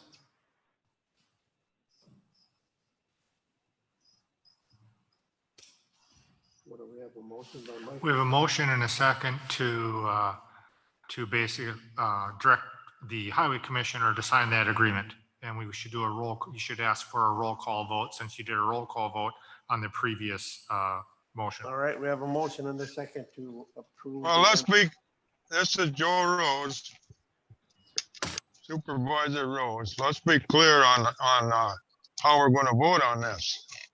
Now, we voted before to table this, and to table it would have been a yes vote. Now, if we're going to vote over again, we're going to vote not to table it, would that be how do we vote on that, yes or no? So to pass the agreement will be a yes, and to deny the agreement will be no. So if you vote yes, you're voting to authorize Matt to sign the agreement. And if you vote no, you're voting to table it until at least January then, which we would have a lot more time to study this and to make some intelligent decisions. All right, are we ready to vote on this? Do a roll call vote on this? Yep, go ahead, Karen. All right, Gary Murdick, No. No. Laura Negro, No. No. Matt McKenzie, Yes. Philomena Quebec, No. William Metzinger, Yes. Clarence Campbell, No. Patrick Kinney, No. Charles Ortman, I have to abstain again. Thank you. Elizabeth Franick, No. Richard Poofall, No. Ronald Stinsdorf, No. Joseph Rose, No. Mike Berlin, Yes. Richard Corpola, Yes. George Mika, Yes. Martin Vitek, Yes. Richard Huber, Yes. John Weiner, Yes. Kathy Schutte, Yes.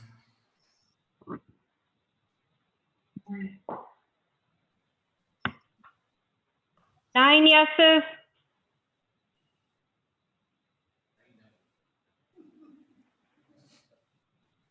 and 9 noes. All right. Motion does not carry.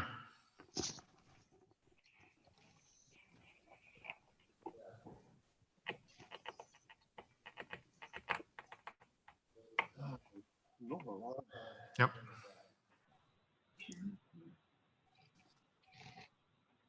Clark? Right. Yes, Kathy. Since we are 9-9, I would like the motion or the issue brought back next time again. Yeah, as county administrator and working with the highway commissioner, we're going to bring this back in January. Like moving right along, we go to F12. Budget approval. Now, you guys going to want to take a little break here before we get into this? We want to finish and go home.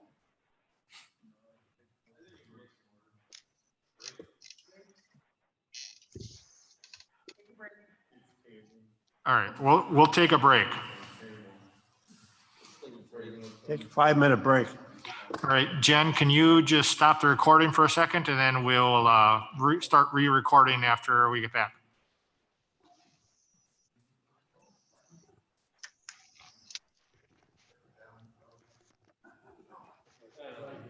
You want me to stop the recording and then start it again? Clark?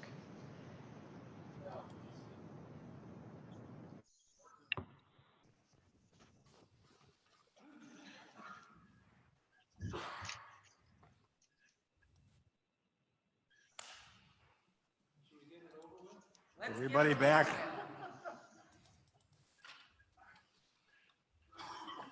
Okay, so we're here to approve the budget. This is your timeline. We've gone through this whole season here of budget starting way back in July, and that brings us to this date. The state basically mandates that all counties by the second Tuesday in November approve a budget and approve a levy. The next step after we approve our budget and approve our debt levy and overall general levy will be that we will go to the bank. They're having a board meeting this afternoon, so we need to get them the information as soon as we get done with this meeting so their board can approve our loan for the debt levy. And then after we get that, then we will certify this levy next week, most likely with the state to make sure the state is aware of what the levy is going to be. We've had, during this process, the finance committee back in early July had directed the administrator to come up with a 0% increase budget. I had worked on trying to pass a wheel tax, and that's how we were going to balance the budget, was on the wheel tax. That did not pass at the county board. In fact, that is something that, going back to our previous discussion, that never even made it to the floor. So there never was a vote on a wheel tax. At some point in the future, that could be considered because the county board never voted it down. They just talked about it and they talked about it, but you never actually came up with a motion to vote it. So that could be reconsidered at some point to balance the budget. We have some systemic problems in the county. Let me get this chart here. You can see over the last few years, since 15 to 19, our overall fund balance has decreased from 4.9 million to 3.5 million. Our revenues, hang on, this one, yeah. So the unassigned fund balance, this is probably the more alarming thing. The unassigned fund balance is something that is just money that you don't have obligations for. So this is money that, it's not that you have to pay other areas, you have to pay other municipalities. We had a fund balance, unassigned fund balances in the blue here in 2015 of 3.6 million. There's been a number of overspending. The budget has not been balanced or has not been accounted for properly. And now you're down to $962,000 in 2019, which is as soon as we have the audit for. My gut guess is 2020 is going to be, we'll probably have some unbudgeted expenses, but the budget that is being presented to you today will further decrease that unassigned fund balance of 962. Currently, without the road tax, you're going to be taking $225,000 from this unassigned fund balance to just pay for county operations. So there's a misalignment of what we're spending and what we're raising revenue. In addition, we have the county is self-insured. This is a drain. This is also a drain on the unassigned fund balances in our general fund. Over the past few years, you can see from 2012 and 13, 14, there was a net positive flow into this self-insurance fund, and it's been negative ever since. So it's as of 2019, it's $1.18 million in the hole. We'll be looking at this insurance, obviously, in the finance committee starting in December. We can look at going to a private insurance, which is not self-insured, or we could look at going to the state plan. There is a public plan that Bayfield uses, but regardless of how we deal with insurance, this $1.18 million has to be paid back. This is no different than Social Security. Social Security, is the current workers pay for the retired workers. A lot of people who are in their 20s, frankly, their Social Security is just an IOU, but there's going to have to be real cash. It's the same thing with our assets. There's an IOU sitting in our fund balance of this, but there isn't any money. We don't have any availability to pay this back. I'm working with the Department of Revenue to see if, because this is a county obligation and a county debt, can we put it on debt levy? We'd have to increase debt levy to pay for this $1.18 million. Or we're going to have to figure out how to raise some other type of revenue to pay this back. That's regardless of what we do with insurance. Do we change insurance to have higher deductibles? Do we make HSAs, HRAs to try to decrease that? Do we make employees pay more? Those are all questions we're going to have to analyze at the Finance Committee and bring back to the board for decisions. That being said, the budget that we have before you that was publicized in the newspaper is made up of two portions. It's made up of the general levy. And the general levy is limited by law. So you cannot change your general levy past what your net new construction is. So it's not even a reevaluation. It's basically, did you have new construction that was bigger than net deconstruction, let's say, or demolition?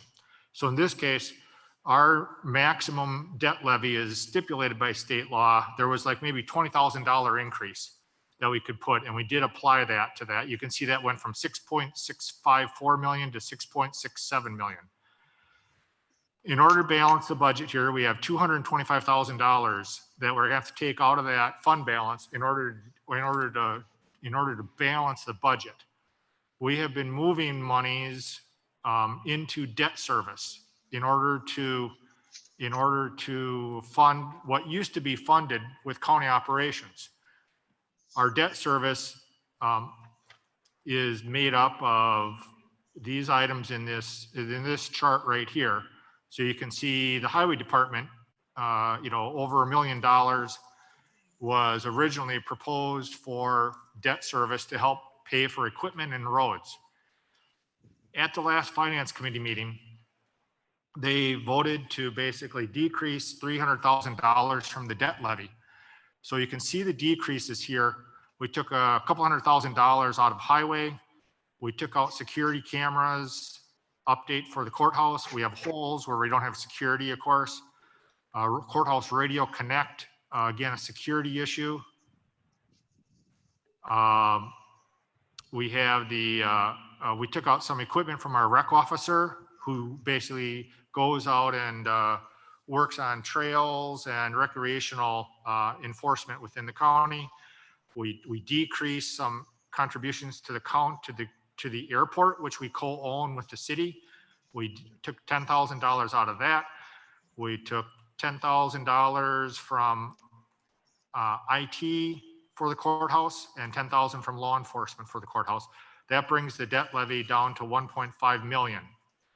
So I think, in going about this, we also debated at the finance committee. We had an original decrease of a couple $100,000 to outside community organizations. And so these are places like BART, Tri-County Corridor, Office on Aging, Extension, the fair, and we basically did that because we don't have any money. Basically, the money that we're giving to outside organizations is just coming from our bank. It's not coming from basically a levy, a general levy or not. And so all we're doing is just decreasing with that.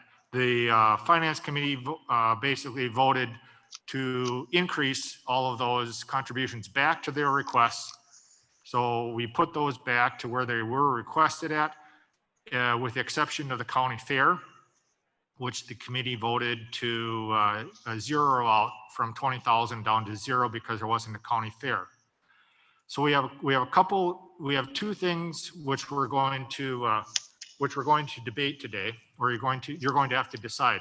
One of which will be the debt levy, and I think we should probably maybe talk about the debt levy first because that's separate from the general levy.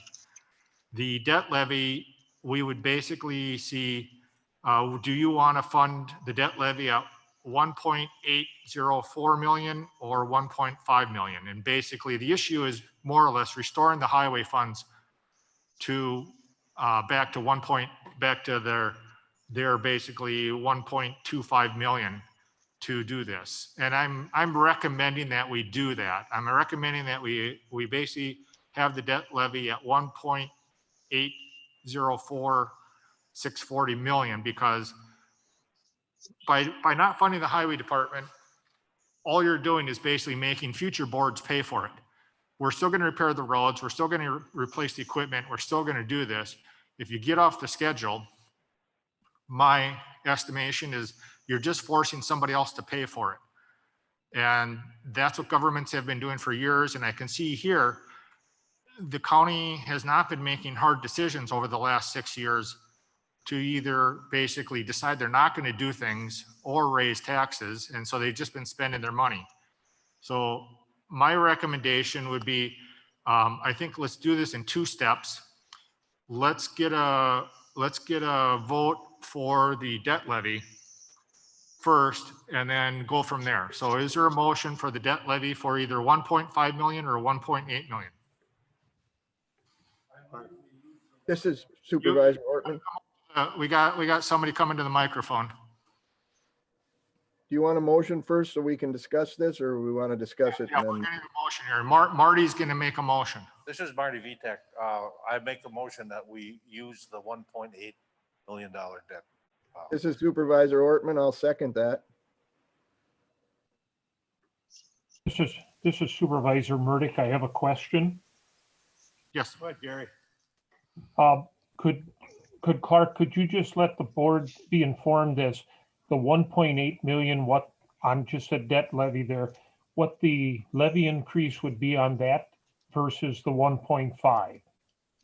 Yep, so we're gonna go back up here now that we have a motion on the floor. In your packet, there were two pieces of paper there. And where does the money go? Version 1.5. So this is the $1.5 million debt levy. And this is basically the taxes on a $100,000 house. The average house in Ashland County is $84,000. So the figures that you see in here are actually lower than this, but it was just easier for my little brain to figure $100,000 because then I don't have to get out the calculator. So on a $100,000 house, at the $1.5 million debt levy, it's $648 a year of basically general levy and debt levy. If you basically go to the next page, the $1.8 million debt levy, you're basically just moving to $54 a month or $672 per year for that. So basically it's $24 a year to basically restore the highway funding to where we're proposing, because nothing else changes in here. It's not an operational expense. You're basically just not buying equipment or repairing roads is what you're asking for. And if we look at the percentage, let me get to this. So at the 1.5 million,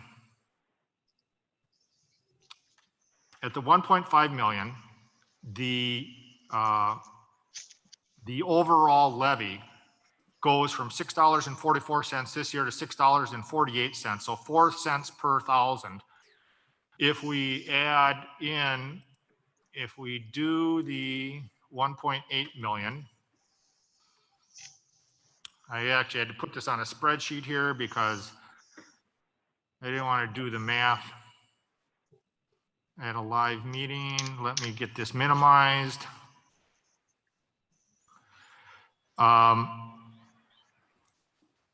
All right, so here's where you can see the proposed levy right here. That goes up basically 4 cents at 1.5.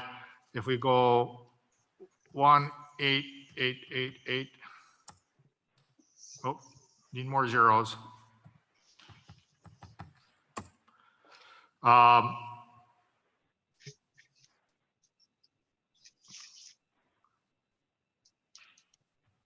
That was supposed to work and it didn't. I apologize for that. Because that is, this is not the same number. This is Supervisor Frank. Can I ask a question? Yes. On page 15 of our packet, we have, with all due respect to the veteran relief, we have 150 budgeted for last year. Now we have an increased budget of 8,500. Is that correct? Or is that supposed to be 850? Okay, hang on, let me get the packet here.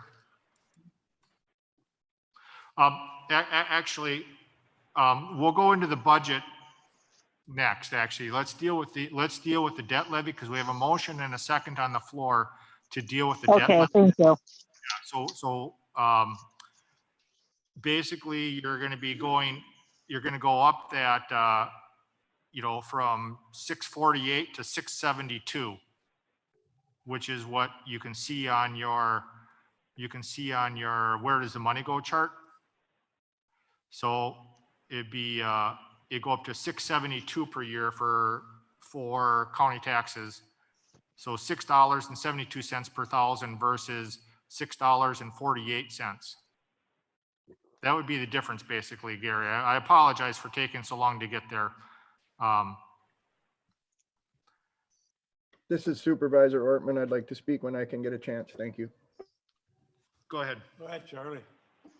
Thank you, Dick and Clark. I appreciate the difficulty you're going through with this, Clark, and I respect what you're doing. I take a little bit of umbrage when you said that we weren't making hard decisions in the last 5 years. We were perfect stormed. We had a opioid crisis that was causing a lot of our departments to have unfunded mandates that we were struggling to find money for. And that was 2015 and 16. And we didn't get any relief. We signed on to a lawsuit. And then you were the fortunate one that got to tell us we weren't going to get crap from the lawsuit. So somehow they weaseled their way out of helping us. We were supposed to keep track of the excess expenses we spent dealing with the opioid crisis that was determined to be foisted on us by pharmaceutical, and pharmaceutical, if they paid a damn thing, they didn't pay us anything. So we were struggling, and at some point we thought we were going to recover some of that money that was causing us to have struggles 5 years ago, and those have continued on to this day because we didn't get anything for them. And then we were hit with COVID crisis. So I don't think that the county supervisors did anything but their best, and I'm glad that we're only struggling this badly, given we were so overtaken by funds expenses that we didn't have, but a state was forcing us to pay for, and then getting no relief from lawsuits we signed on to. But aside from that, thank you. We do have to pay for these things. I just wanted to get that in the record, and I'm sure there's many county board supervisors here that probably can add to that. Thank you. Thank you. Any further questions on the debt levy? I have a question just in general. Yeah.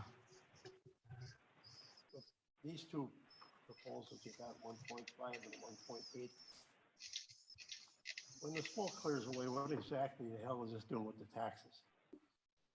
And this sure doesn't help. This $54 a month for.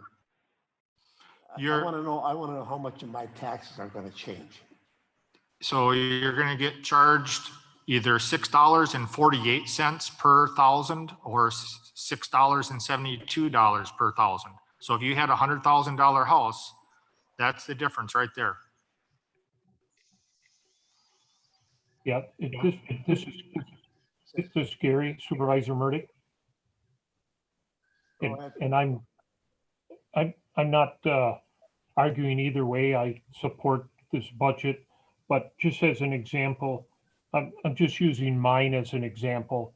My house is roughly $100,000. Last year on county taxes, I paid $583.44. This year I'd pay $672. So people can just kind of get a sense of where those numbers fall on just the county taxes. And that's not negative or positive. I'll pay what I have to pay to get the services to the people of the county. And if we have to make tough decisions in the future, we'll do it. Thank you.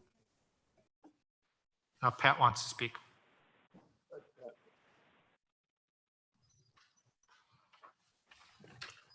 This is Pat Kinney. I went through some numbers here. The tax bill for 2017 went up 10%, for 2018, 3.7%. In 2019, you raised taxes 11.6%. Those add up to 25.3%, but with the compounding effect, in the last 3 years, county taxes have gone up 27.3%. Inflation over the same time was 6.5%. If we take a longer look over the years 2009 through 2019, inflation was 19.2%, county taxes went up 30%. So you've been exceeding inflation by a fair bit. Talking about the debt levy,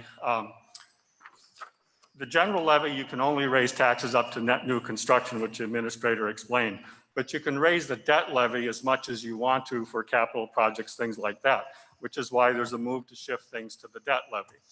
If you go back to 2017, the budget had a debt levy of $365,000. The budget that you're looking at had $1.5 million, and the administrator is advocating for the $1.8 million. If we look at what happened in 2018, the county had a referendum, and that referendum failed with 64.4% of the people saying no. And not only did it fail, there was a real high turnout for that referendum, much more than usual.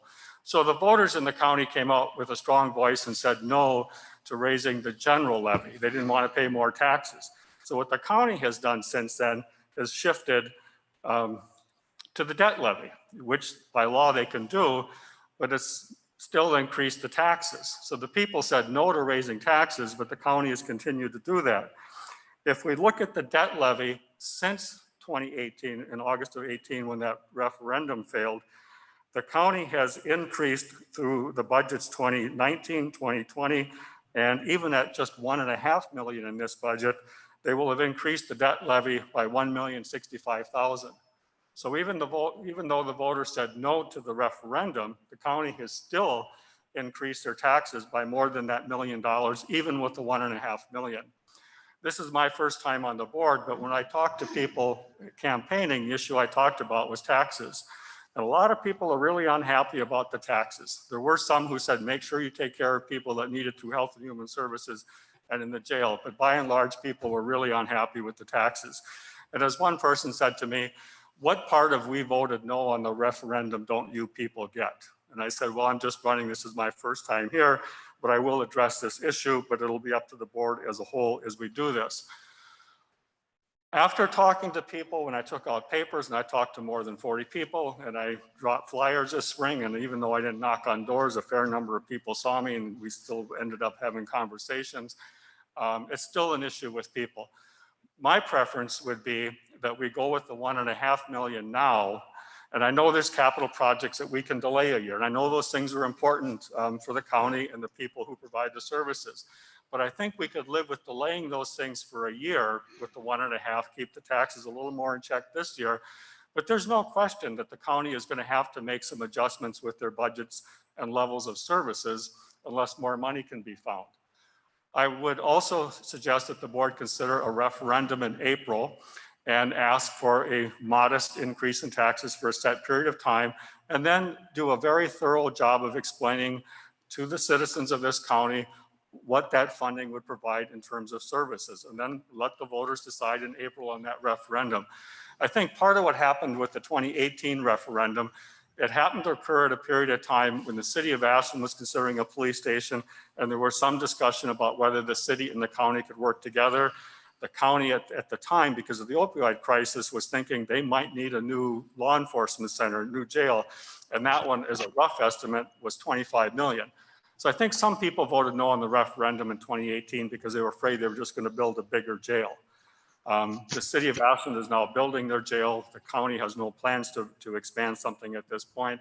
So I think if the county came back with the referendum and really helped people understand the need for that funding and level of services, and if it doesn't pass, what that means, then in April, the county would know the direction from the public again. But because this referendum in 18 failed by a nearly 2-to-1, and even at $1.5 million, we're already raising that $1 million through the debt levy rather than general levy. If we're really going to listen to what the voters said in that referendum, I'd like to stick to the 1.5. But it does mean we really got to adjust in the next year. So thank you. I don't know if anybody's up yet, but when I can, let me know. Clarence rose his hand.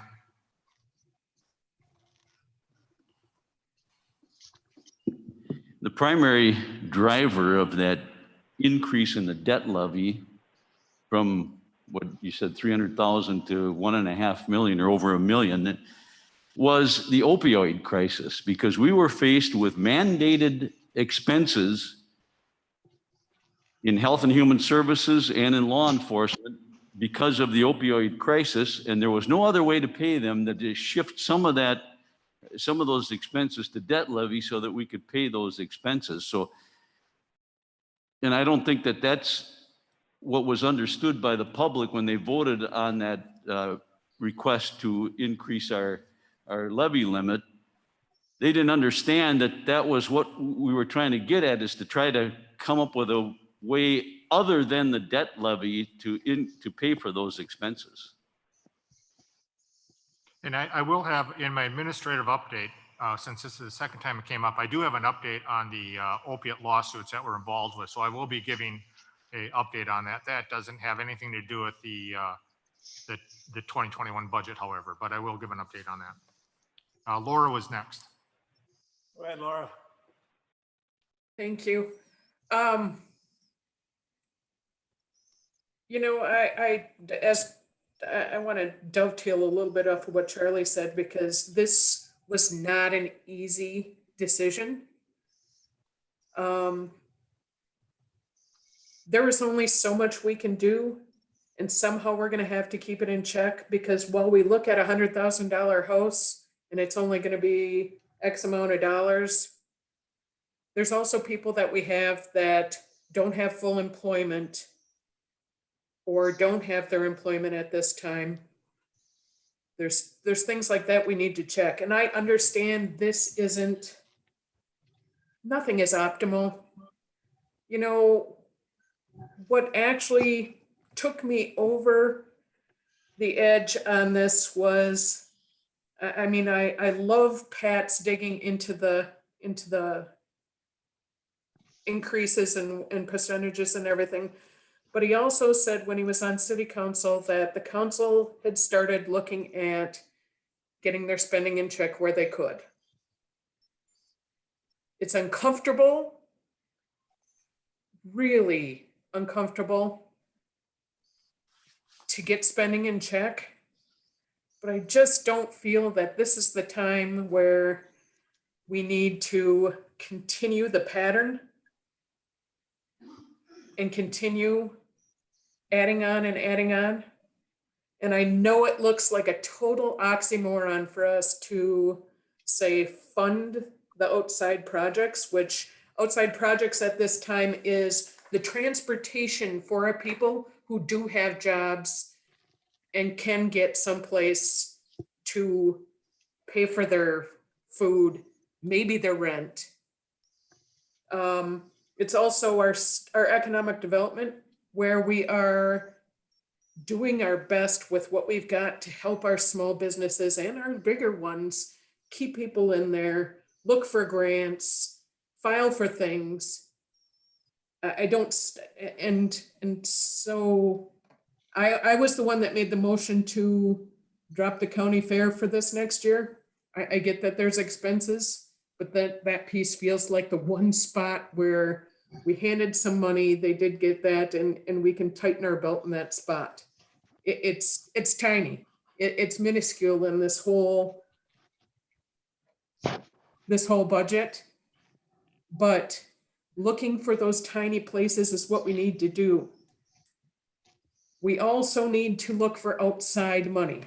I have been looking for different ways to optimize carbon credits or different funding streams. There is a whole list of them that I pulled up that I had to take pause on because I got hit with my second piece of COVID and was down and with a fever for a while. But I've got all my notes, so here I am again. I've got a clear head. I'm coming at them again. We also could use help with grants. We have to start looking at more grants and grant funding. And I know how much Health and Human Services writes, how much each department goes after. I know how much Dorothy goes and gets money for helping out with highway department and all these different emergency management projects. But outside money may be where we need to start picking up the ball on this. But in the meantime, while we're prepping this stuff, we need to take and check it in a little bit. And no, I don't know the perfect spot because there is no perfect spot. But this was really, really hard. This is the spot where we have to keep in check. We're gonna have to look at insurance recommendations and things. But I think if we don't try to rein in now, when is ever gonna be the good time to do it? We have to see how we come out of COVID. We have to see how our economy bounces back. We have to see how our small retailers can keep going. There's so much more besides just a few dollars.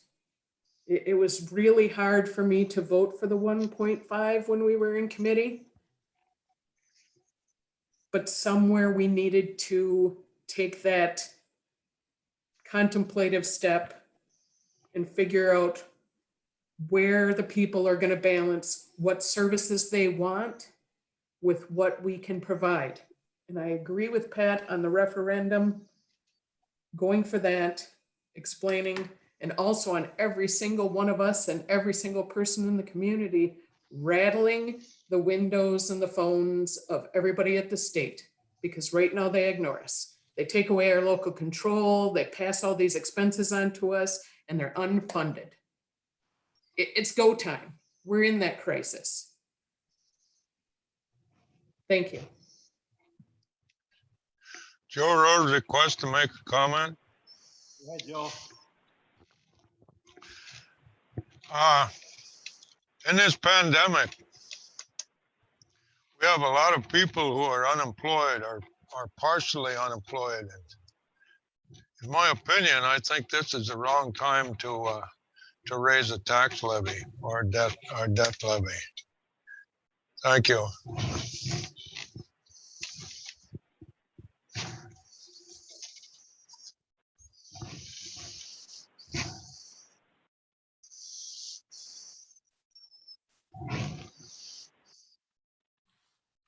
That's it.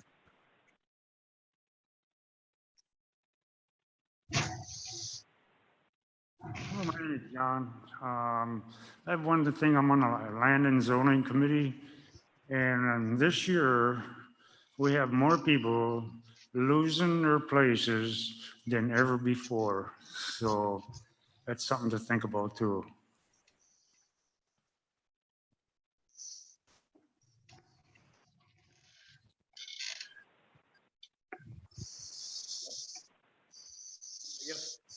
First, as a point of order, are we just discussing the 1.8 versus 1.5 debt levy, or are we talking the whole budget at this point? We're just talking the debt levy. Motion's on the floor, second.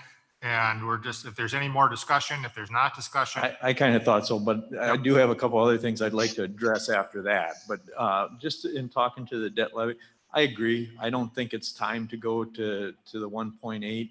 I can't support that right now. I would vote for the 1.5 because we have to do something.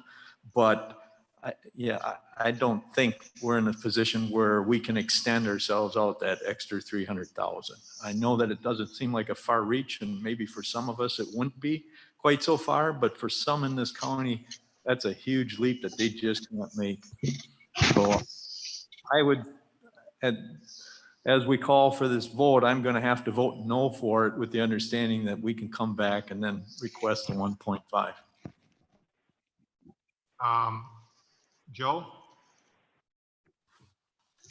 We've lost the internet.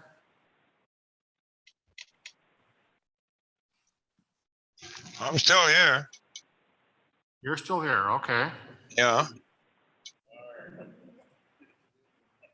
I'd say I'd vote no on it if it comes to that. I'm not sure what I'm seeing here. Your internet down here? Yeah. No, right there, the round dot. Yep. You want to be connected. Disconnect it. And reconnect.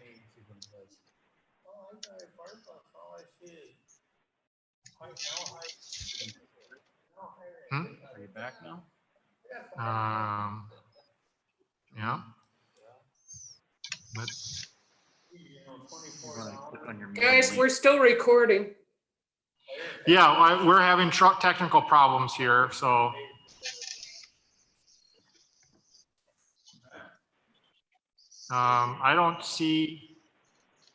I just don't see the screen with everybody on it anymore.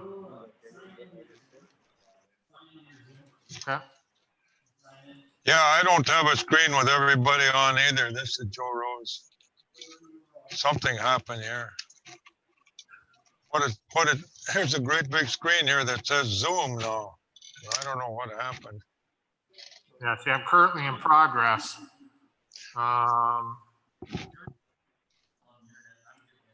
Yeah, I know. Hang on.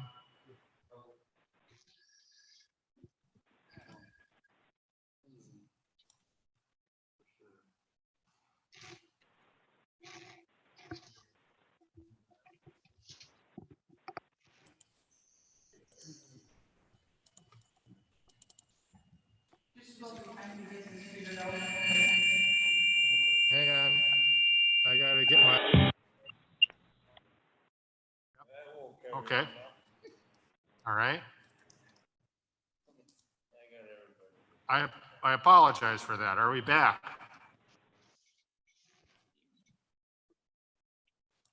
Yeah, we can hear you, Clark. Okay. Yeah, we can hear you, Clark. Sorry for that. We had a Hear you.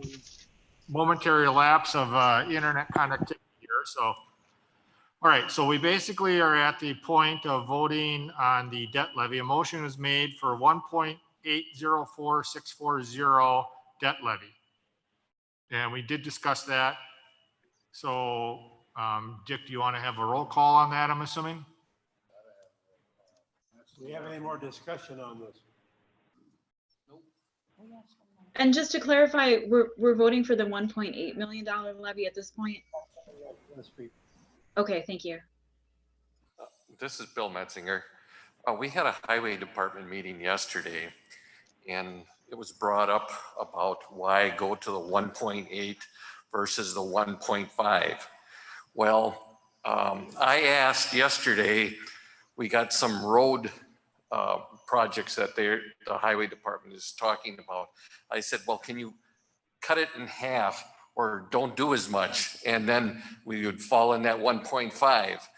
And they said, well, we applied for grants, and in order to get the grants, by putting a larger part in, we got more grants and everything. You can't just in the middle of the grant change the grant and cut it in half. And then I asked them, well, what happens if you didn't buy a truck? They were talking about buying trucks and graders. Well, they said, if you don't buy one, it's like on a 10-year cycle. And if you don't buy one and one breaks down, then they have to spend X amount of dollars to fix it. They might spend $10,000 to fix a piece, and it's only worth $15,000. So the point was that they had rotating equipment so that it wouldn't be all busted at once and it was usable. They had, I guess, 10 different routes with the equipment that they service for like snow plowing. So that was kind of why the highway department decided to vote for the 1.8, you know, just to kind of, you know, we realize that things are tight, but in order to make things, rather than 2 or 3 years down the road getting nailed, we're better off to piecemeal it. That's all I have to say. And to answer your question, Supervisor Quebec, we are discussing and will be voting on a $1.8 million debt levy. That the budget will come after this, but I figure we might as well get this out of the way first.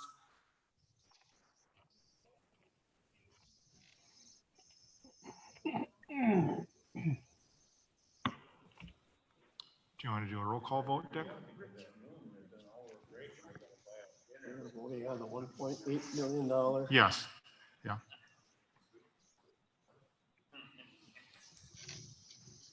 We have a motion and a second. We have a motion and a second, and I think you should call for a roll call vote. Okay, can we have a roll call vote on this, voting on the $1.8 million? Okay. Laura Negro. No. Matt McKenzie. Philomena Quebec. No. William Metzinger.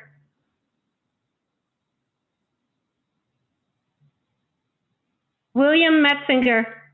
Yes. Sorry. Clarence Campbell. No.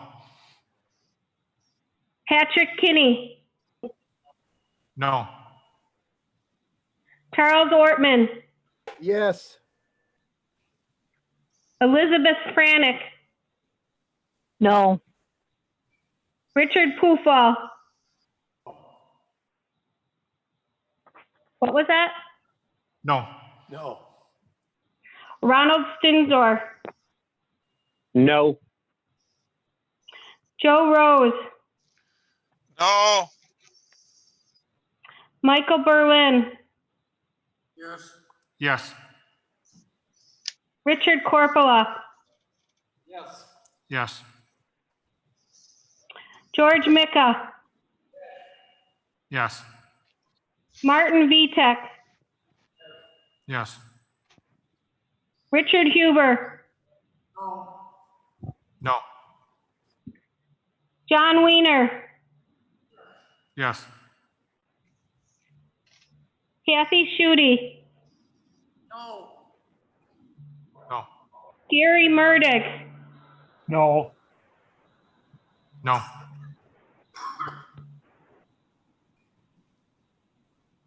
seven yeses, 12 noes.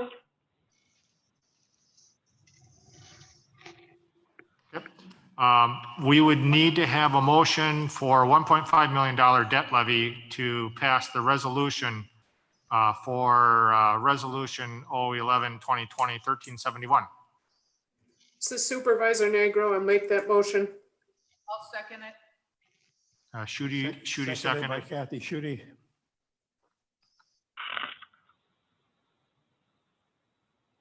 Now do another. Roll call vote on this. Okay. Matt McKenzie. Philomena Quebec, Yes. William Metzinger. Clarence Campbell. Patrick Kinney. Sorry, what was that? Yes. Sorry. Charles Ortman, Yes. Elizabeth Franick, Yes. Richard Pufall, No. Ronald Stinsdorf, Yes. Joe Rose, Yes.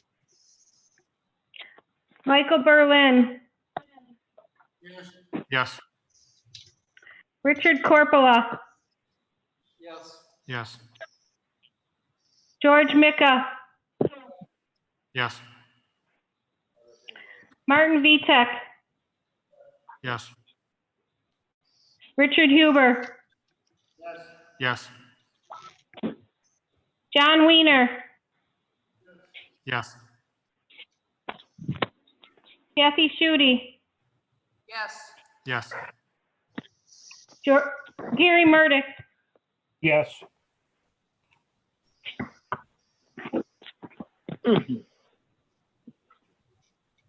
17 yes, 1 no. Okay. So the second part You of this. forgot to ask me. What? No, Who'd I miss? that's me, Laura. Yes. Sorry, Laura. It's okay. You just got to roll up to the top again. It's all good. Oh yeah, there we go. All right, so the second part of this is to basically approve the general levy. And there was discussion of having money returned back to the fair or putting money back into the fair. And there is we could discuss that today, or that could go through a budget amendment. As you're well aware, during our February meeting, we passed a budget amendment policy that follows state law. So when we do have to make adjustments to the budget, we would do that. So I know there's been a number of individuals who would like to restore some funding to the fair. And so with that, I think you could make a motion to restore some funding to the fair if you so wished. This is Supervisor Murdick. We have Bill Menziger wants to make a motion.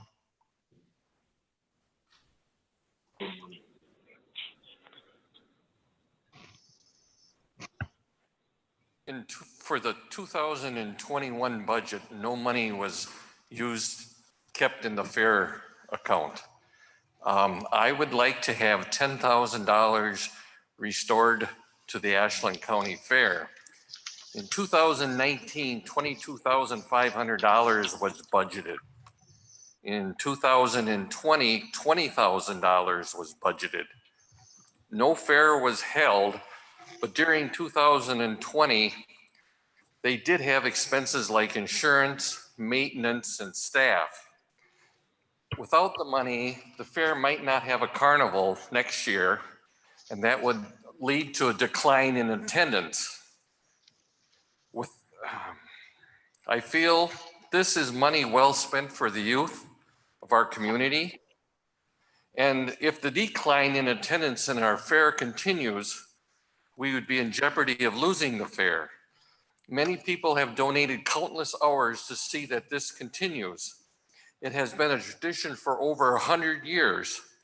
I would like to make a motion to add or reinstate $10,000 for the fair for the 2021 budget. This is Supervisor Ortman. I would heartily concur and support that motion. I would also state that the fair is one of the bedrock opportunities for 4-H and youth in this county. And if it's lost, they will actually lose one of their, I don't know what they actually call it, but they have to show up at the fair and present plants or animals, or they have a cow or whatever, and they get credit in the 4-H. And it's one of the things that provides a positive opportunity for children to replace with the negative opportunities that are so prevalent nowadays. Drugs and drinking and just negative things are out there all over the place. And 4-H is one of the few places where they can turn. And if they do something in 4-H, they think twice about ruining that by taking maybe one of those negative opportunities. So please, everyone, we can have your support for returning 10,000. Please consider it the investment it is. Thank you very much. This is Supervisor Murdick.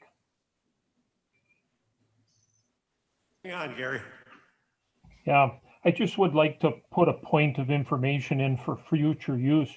I would like to see Finance Committee and the full county board get copies of the organizations requesting money from the county, some kind of a fiscal analysis sheet or something.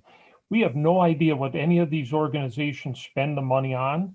I don't want to see their day-to-day, what they paid for coffee and sugar, but I would like to be able to see that if the county is donating money to an organization, that we have a sense that the money we're giving them is well spent. Most of it, I'm sure, is, but I don't think any of us as supervisors have a clue as to where the money we give, what it really goes for, other than once a year we quick get a up cap. And of course, nobody wants to get cut. So rather than having to cut back to great organizations, I would just like to see at least finance have a ability once a year to see, we gave $100 to somebody. What did they spend the $100 on? I not down to a piece of paper, but just so we have a good sense that we're investing our money. I believe the fair is a good investment, but I think we need to know all the organizations, what we're really spending our money on. Thank you. Yeah, Gary, just one second, Kath. Kathy Schutte did give us an expense report, expense and revenue on the fair with a breakdown on exactly how the money is spent. You didn't get one. She didn't email, I don't think, any of these, did you? I just got it from Doreen Hennanen last night. Great, great. So- Thank you very much. We do have in front of us exactly what you requested. Go ahead, Kathy. So I'm Kathy, and I am the Ashland County Supervisor, and I attend the county fair, the Ashland County Fair meetings every month for the last 9.5 years. So when somebody said we have no representation from the county board for the county fair, that was incorrect. I met with the treasurer for the fair, that's Doreen Hennanen, and I said, I need an itemized statement of how much our expenses were, even though we didn't have a fair. That amount is $20,606.51.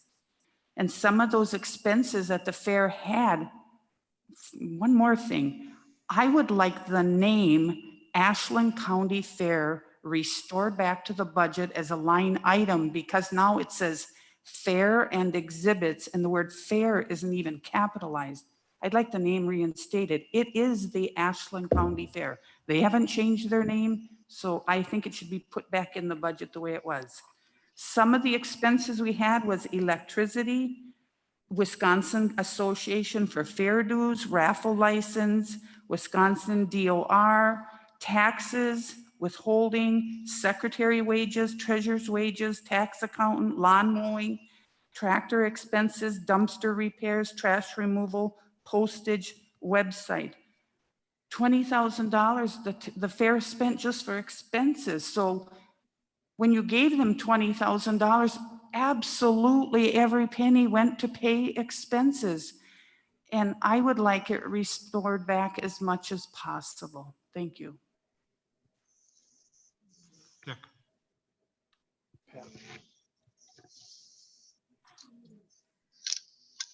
This is Supervisor Negro. Could I speak? Hold on, Laura, we have somebody on the floor. Okay. This is Pat Kinney. I'm on the Finance Committee.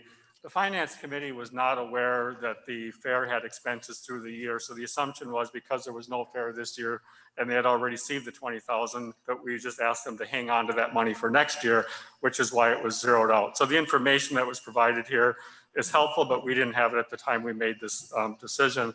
I will support putting the $10,000 back. The fair is obviously an important part to a lot of kids. I was in 4-H through my entire youth. The League of Women Voters had a question on their survey or whatever when I was running for office. And one of the questions was, how do you keep youth in the area? And you have to have events for them to go to be involved with and to participate in. It helps to keep population here and also helps to keep them out of the things we don't want them into. And those are important in terms of maintaining what we have here. So, and as far as Supervisor Murdoch, you suggested that we get information and report from them. The city of Ashland does have an ordinance that says when outside organizations receive money, they are to give a report back to the city at the beginning of the following year. That way, you know where the money's going, what they're doing, et cetera. And that's really helpful because elected officials, administration, et cetera, come and go.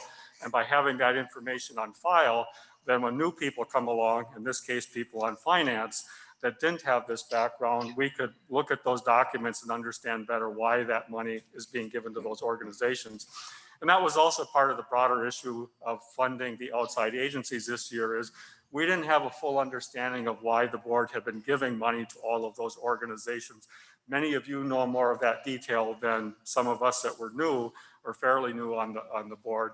And so if that's put together in a document and maintained on an annual basis, it helps everybody make more informed decisions. So I would support what Mr. Murdoch had said. Thank you, Pete. Oh, Laura. Go ahead, Laura. Thank you. I'm vice chair of finance, and like I said, I was the one that brought that one up. I concur with Gary. Actually, I've brought up more than once that I think all of our departments need to go through, and I know we get a list of numbers and everything, but I like seeing, you know, each department's goals and what they've accomplished and things like that too. You can see a good example of that if you go look at the Bayfield County budget. They have narratives with theirs too. As for, I was in 4-H. I get it. I'm not anti-kid. I know if there was $20,000 some odd dollars worth of expenses, there had to be other pools of money that were brought in also. That would be helpful for us when we're doing things like this. I would also respectfully request that if, as we're going through COVID, if this could get put back to finance and we could look at it as we go through this next year. I have no problem if we're having a normal year with our normal expenses and our people all working, but I have a little bit of a problem handing out money with not knowing if we'll even be able to do anything next year around fair time. I have no problem with it. I I would hope that finance would get the first request on this along with that report so that we have informed decisions. That's it. One more thing. Clarence?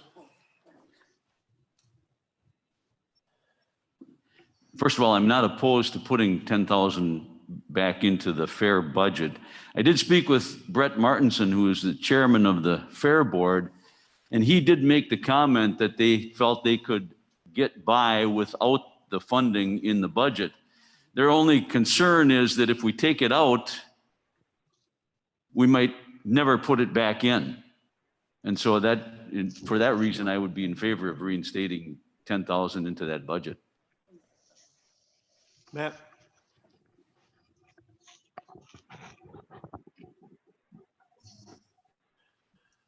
Yeah, this was one of the items that I wanted to see reinstored in the budget. And I realize that they do have some fixed expenses such as insurance and maintenance costs out there. What the actual amount of that is, I think should be important at some point.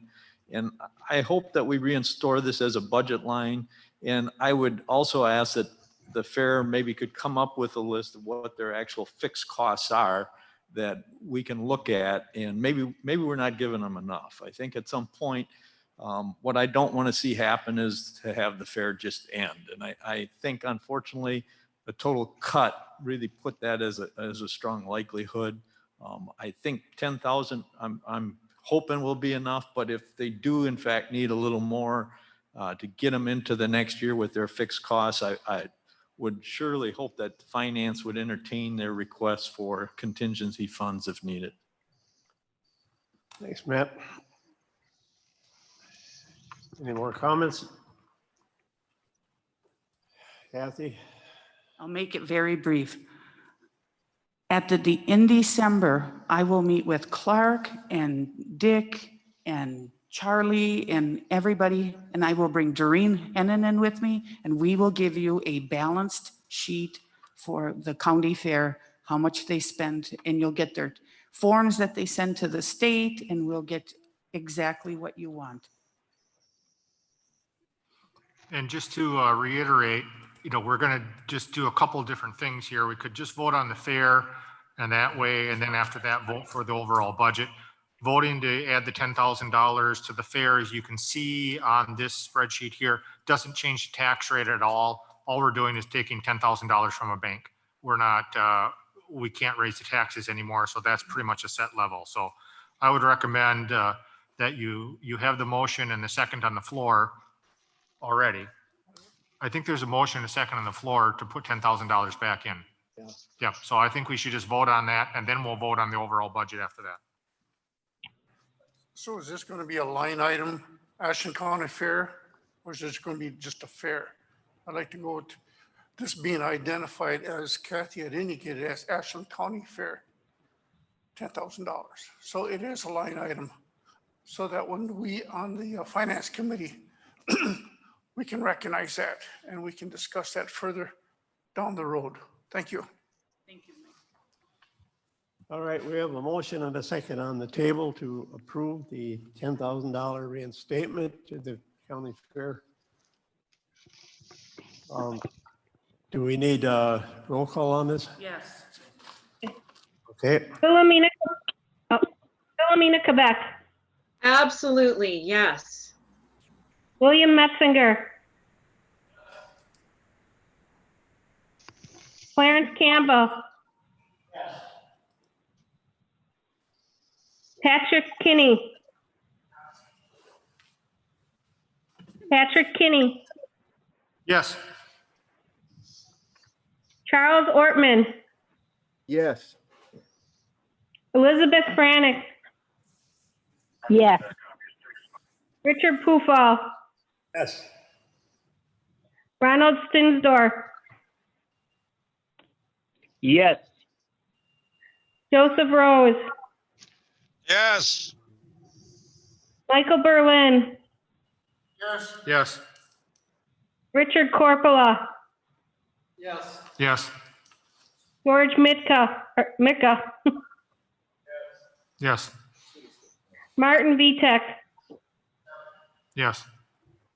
Richard Huber, Yes. John Weiner, No. Kathy Schutte, Yes. Gary Murdick, Yes.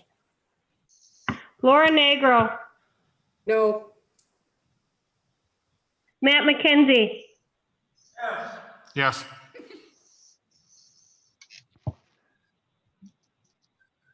seven, 17 yeses, 2 nos. I think it's 18. Okay, so now we basically need to pass the general budget, which we've already passed the, let me get the debt service down back to there. So 1500, 1, 2, 3. This is Supervisor Ortman. I'd like to make a motion to approve this budget so we can start discussion if we need it.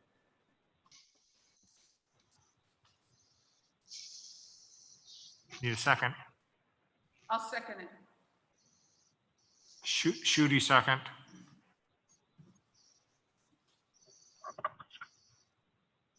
Okay, discussion. Supervisor Franek, if I can say something, or if anybody else was in line, I'll defer. Go ahead.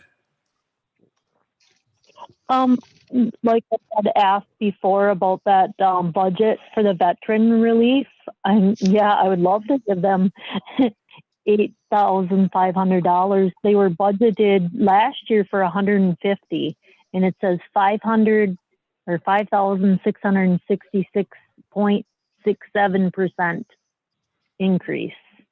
I don't know if it's a typo or whatever that was. And then we're not giving anything to the visitor center, and I'm wondering if anything's in the budget for them, or how does that affect them? And Northern Waters Library, if you can just ask or answer any of those, what does that do to them? And I think it was the drug court program and Project Lifesaver and hazardous mitigation planning grants. Thank you. Okay, so first question, the veterans relief, basically the $8,500 is a grant that this is how they hadn't been accounting for the grant. So what had been happening was they were just, they'd get the grant and then they would just spend the money, but it never was accounted in the system. And so you can see in the line here, we are accounting for it in a expense and also as a revenue. And so that basically just balances itself out. The visitor center did not, we did not get a request from them. Every year, Lori sends out a letter to all the organizations that we give money to, asking for their request for the next year's budget, and they never responded, so we did not give them any money. And I can't remember your third question, I apologize. I think for the drug court program, but I see that there is something budgeted for them. Project Lifesaver does have a zero balance, and I'm wondering if the visitor center, are they open or closed right now because of COVID? They've been closed since early summer or early spring. Do you think that that's why they're not answering their letter? I'm hoping that we don't avoid them because of a technical error. Thank you. We reached out a few times to them, so we did what we thought we could, so. Thank you. Library? Northern Library. So the Northern Library's system, the $23,238.39, that money was moved into the library levy. Because as you can tell, as our costs are escalating for everything else that we do in life, and you don't get any more general levy, as Pat had said, we're moving things to the debt levy, or in this case, we're moving it to the library levy. So if you look here, right here, this is your library levy. So your library levy is going from 0.36 cents to 0.4 cents, basically, because that $23,000 is going into that separate library levy. And I did check around, I did call them, and they said, we are the only county that does not put it in the library levy. You know, we're the only one that put it in the general levy. Everybody else has a library levy. So they were surprised that we had not been doing that. They were not aware of it, frankly, so.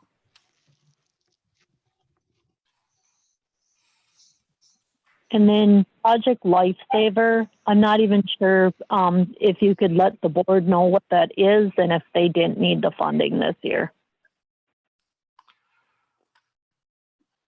I'm actually not familiar with that program. Is that in the HHS budget?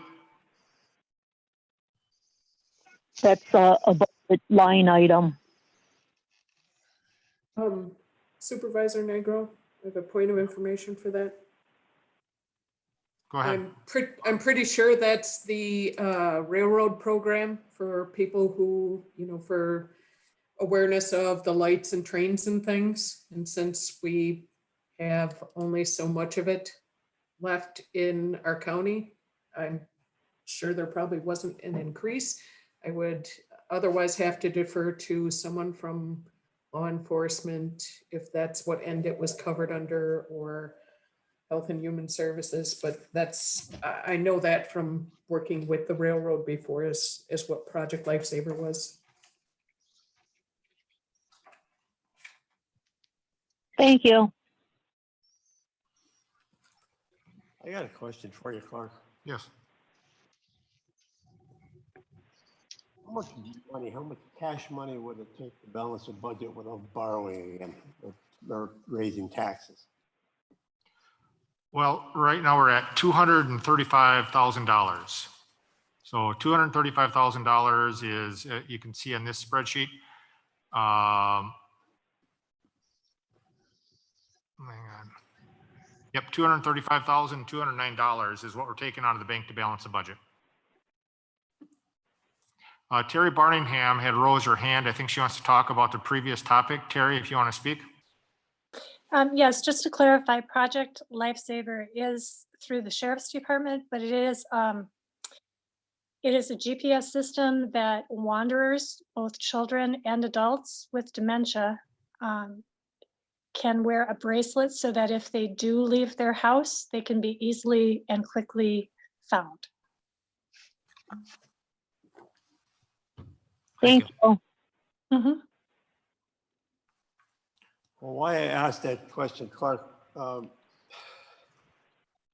we got $500,000 sitting in the bank that we got from Enbridge. I don't know what exactly you're saving that for, and you know, it's nice to have a little windfall somewhere, but as far as I'm concerned, I would rather see you use that money to balance a budget than to be messing around raising taxes again. Well, in the end, we'll probably be doing a transfer. I'll talk to our auditors about it. So when we have our unrestricted fund balance, one of my questions is, can we add to that unrestricted fund balance? Can we take that mail-in money? That technically is not unrestricted fund balance because it hasn't been, you know, we haven't basically designated as unrestricted fund balance. So before the finance meeting, I will check with the auditors to find out if we can just move that into there so it doesn't decrease that unrestricted fund balance further. So we'd be looking at a transfer basically of the $235,000.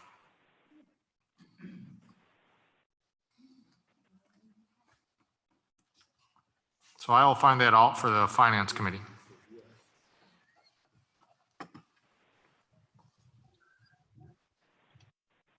So we could, if we pass this budget, we could still, at some point in time, use that money? Well, you're going to be using that money anyway, because this budget basically is balanced with taking $235,000 out of the bank. We'd be taking it out of that unrestricted fund balance. But what we probably would do is take some of that melon money and move that into the pot of money that we're going to balance the budget out with. You know, so we'll balance. So, I mean, it's kind of like it's kind of like a bathtub of water. You're going to take a cup from one side or a cup from the other side. You just have to move it around. So, so basically by passing this budget, you're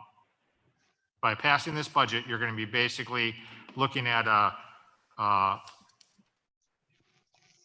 4 cent per thousand increase. So you're going to move the levy from $6.44 to $6.48 per thousand. So just 0.5%, 0.6%.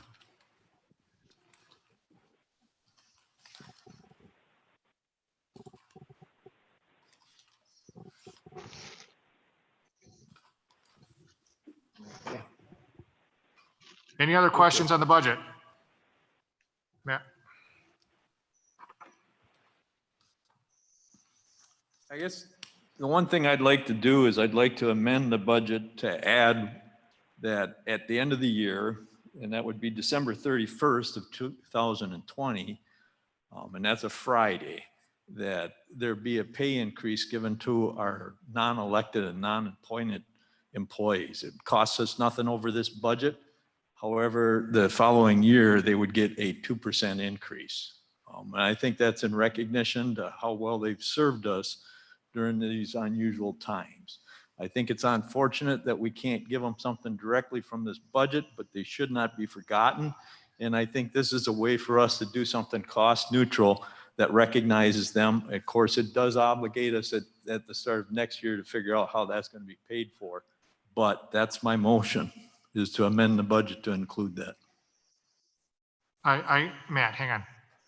I didn't quite follow what that What I'm motion saying was. is that amended to this budget would be a 2% increase for non-elected, non-appointed employees of the county that would go into effect the 31st of December 2020, so that it would be effective for the following year. That's another, we don't have that number in front of us. I'm sure it's way over $100,000. And I misspoke. I meant 2021 at the end of our budget year. So through this budget, they get nothing, but at the end of the year, the very last day of the year of the budget year, they get a 2% that carries into the following budget. I think that would have to go through the executive committee, because they basically set the salaries and the policies, don't they, for the personnel? It's a budget issue, and we have nothing budgeted in there for the employees, and I don't think that's right. I wish we could, I mean, we're going to have to spend 2021 looking at everything as far as increasing contributions from employees for healthcare. My gut guess is we're going to have to come up with some sort of hiring freeze, because I just don't see the county is not on a sustainable path. And I can't agree with you more, Matt. Basically, if you basically tell your employees, you're never going to get a raise if you come work for Ashland County, no one's going to come work for Ashland County. Your people you have are going to drift away and they're going to leave. But in order to do that, we either have to have more revenue or we have to cut enough expenses, which means basically employees, to give the rest of the employees a raise. There's no way you're going to function as a government if you never give your employees a raise. This is Supervisor Quebec. May I be recognized? Go ahead. Just a point of order. I think we already have a motion on the table. Yes, we do. And we're in discussion about that.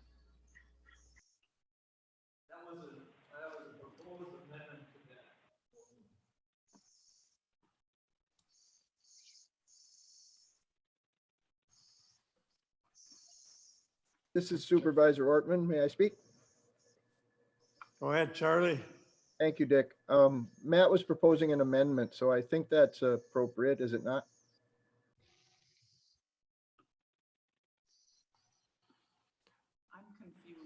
I would suspect that the people who made the original motions, if Matt basically were to say, I'd like a friendly motion or friendly amendment, they would have to approve the friendly amendment, the people who made the original motion.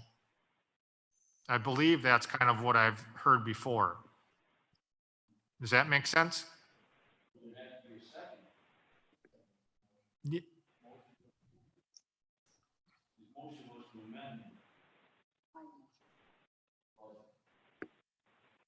So Supervisor Ortman again. So Matt would have to make a friendly amendment and get a second, and then the original movers would have to accept. Is that correct?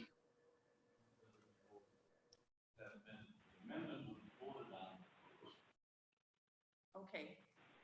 Yeah, I mean, yeah, probably the fairest way to do that is to take a second off Matt's motion and then vote on that as an amendment to the budget before we approve the budget. So I would think that'd probably be the most transparent way to do this. So you'd have to seek a second for Matt's motion to give a 2% raise to every non-elected, non-contracted employee, non-union employee on December 31st, 2021. This is Supervisor Ortman. I will second that amendment.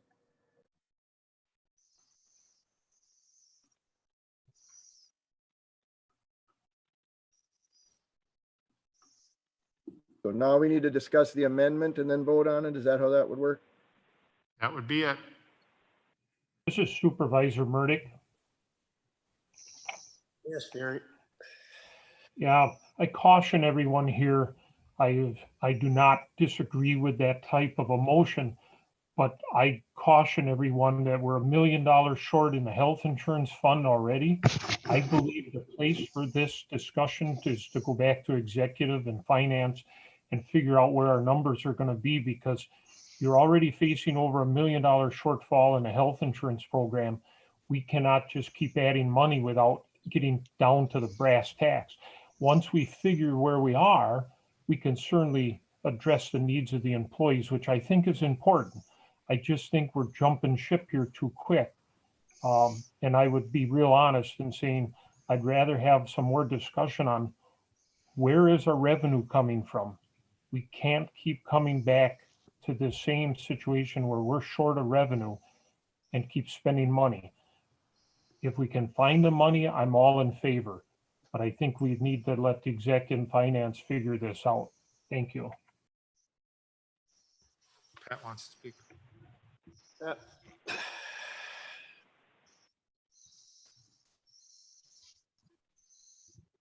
I believe the Social Security raises for next year are 1.3%, and that's based on inflation data from the end of the third quarter of 2019 to the end of the third quarter of 2020. So they're getting 1.3.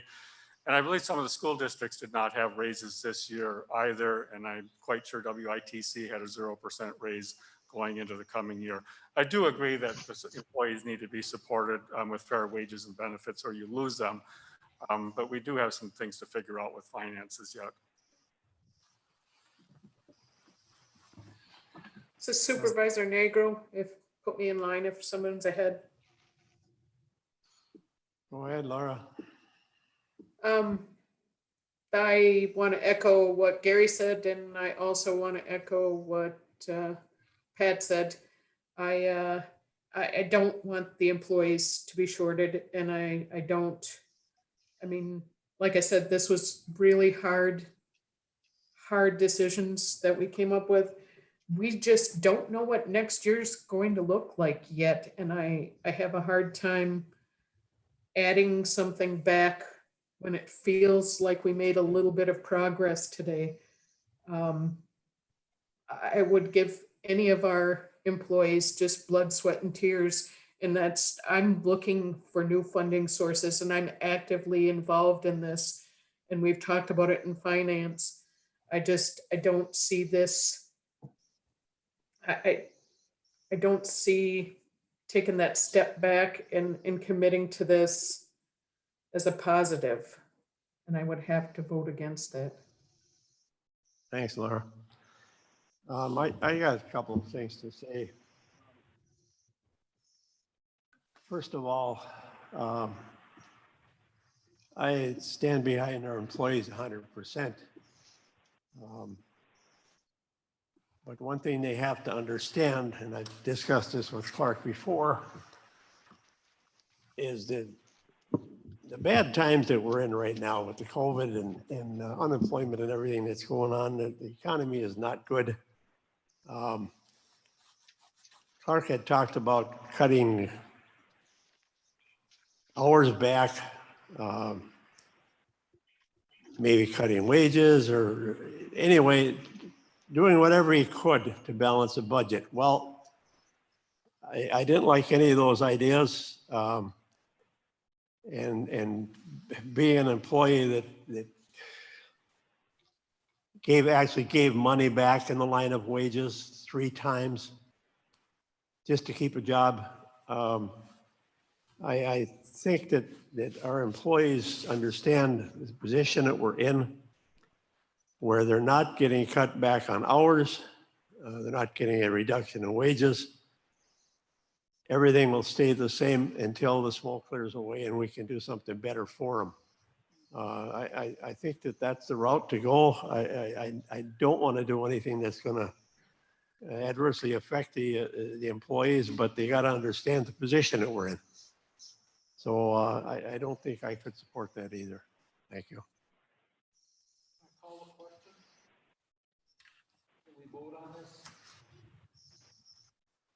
Rick's calling the question. Judge Ortman, I'll second calling the question.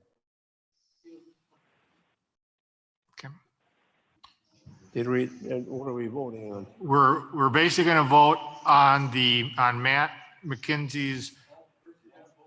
Call the question. Oh, you got to vote on that? Okay. Who called the question? Rick Corpola. Rick. Okay, and who was the second? I'll Charlie. second it. Charlie did. Okay. Thank you.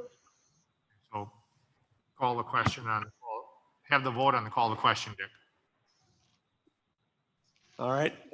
We don't need a roll call. I don't think so. All those in favor of calling the question? We have a question here. What are we voting on? You're voting on calling the question. So What's the question? Is it the 1.5? no, yeah, you're voting on calling the question to debate basically McKenzie's amendment. You're going to vote, you're calling the question to basically vote on McKenzie's amendment, which is give 2% raise to the employees on December 31st, 2021. So that you're voting on basically just to call the question. You're voting on, do you want to vote on that? Or you want to quit debate? You're basically saying, do you want to quit debate on it and talk and basically vote? I think you could probably just, I don't think we need a roll call for that. All those in favor of calling the question, say aye. Aye. Aye. Aye. Aye. Those that are opposed? The motion carries. Now you can vote on McKenzie's. So this next vote will be on the amendment to the budget, specifying that a 2% raise will be granted to employees effective December 31st, 2021. A non-budgetary effect basically to the budget. Point of information, that was non-elected and did he say non-appointed? I'd like the actual wording of it, how he had it. Karen, did you write down that? He had non-elected and non-appointed. Okay. Okay. No, that's a money item. We have to have roll call. We should probably have a roll call on that, yes. So We'll do a roll call on Matt's amendment. Yep, so a yes would mean the raise would be granted to the employees on December 31st, 2021. A no would be obviously no. Go ahead, Karen, call.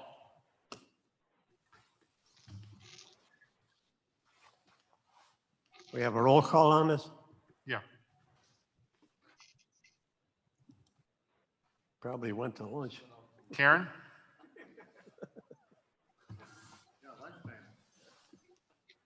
Karen?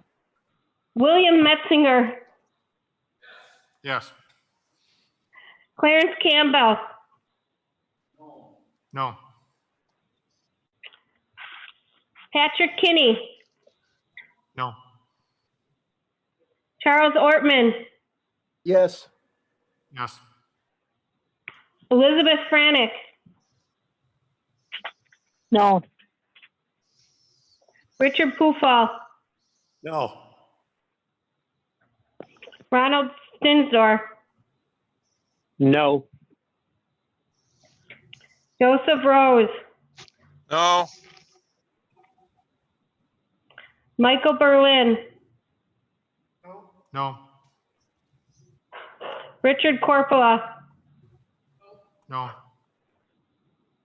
George Micka, No.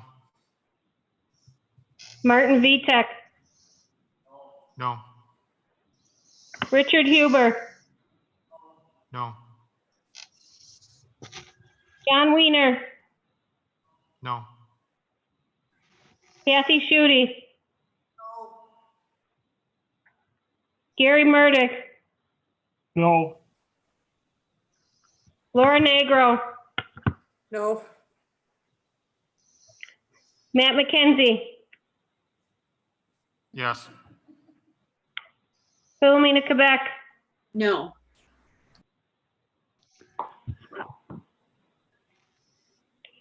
three yeses and 16 noes.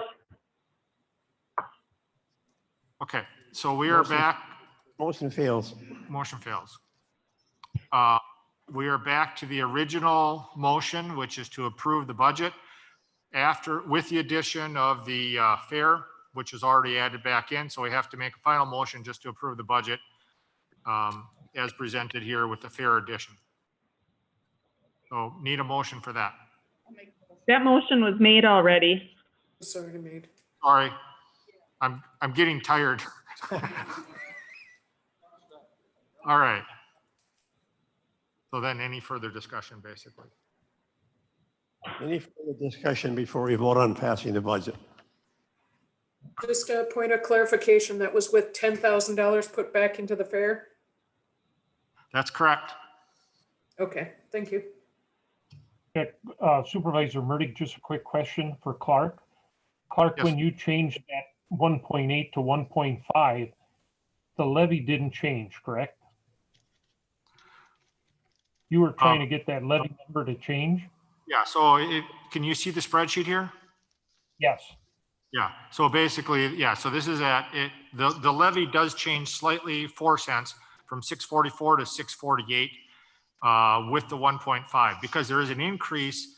There's actually an increase in the debt levy from previous years, as Pat had pointed out, but the levy rate of the per thousand goes down on the general levy from 543 to 529, because you're dividing over the increase of the equalized value. If that makes a little technical there, but basically by raising it, the debt levy that much, you really only raise the overall levy from 644 to 648. Great, thank you very much. This is Supervisor Franick. Can I ask a question real quick? Go ahead. Does this also mean that Ashland County Aging is fully funded for the new year? I mean, with the budget, did their budget increase stay the same? Let me get that, pull that sheet up here. I don't know if Pat or Laura or somebody made a recommendation. We had presented cuts to all the outside agencies, and this is the sheet, kind of the last sheet in your budget. And Office on Aging had requested 197. We had proposed a 5% cut. Finance restored it back to 197. So the last sheet of your packet lists the restorations of the outside entities' contribution. Thank you.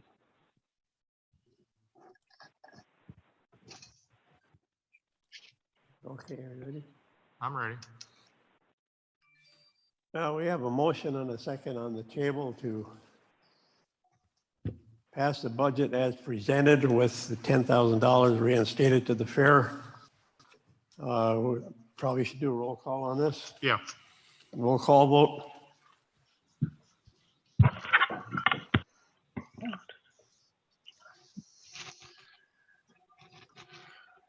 Patrick Kinney, Yes. Charles Ortman, Yes.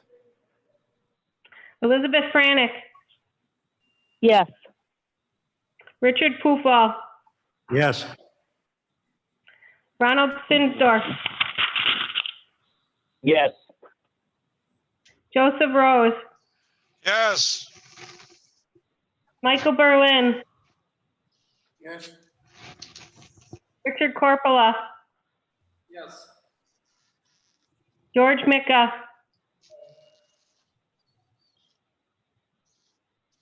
George Micka, Yes. Martin Vitek, Yes. Richard Huber, Yes. John Wiener, Yes. Kathy Schutte, Gary Murdick, Yes. Laura Negro, Yes. Matt McKenzie, No. Philomena Quebec, Yes. William Metzinger, Clarence Campbell,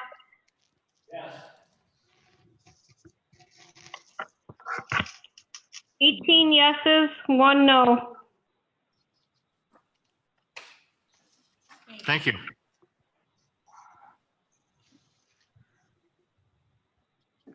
Debt resolution? That's already We, taken care of. yeah, we passed the debt resolution at 1.5 million.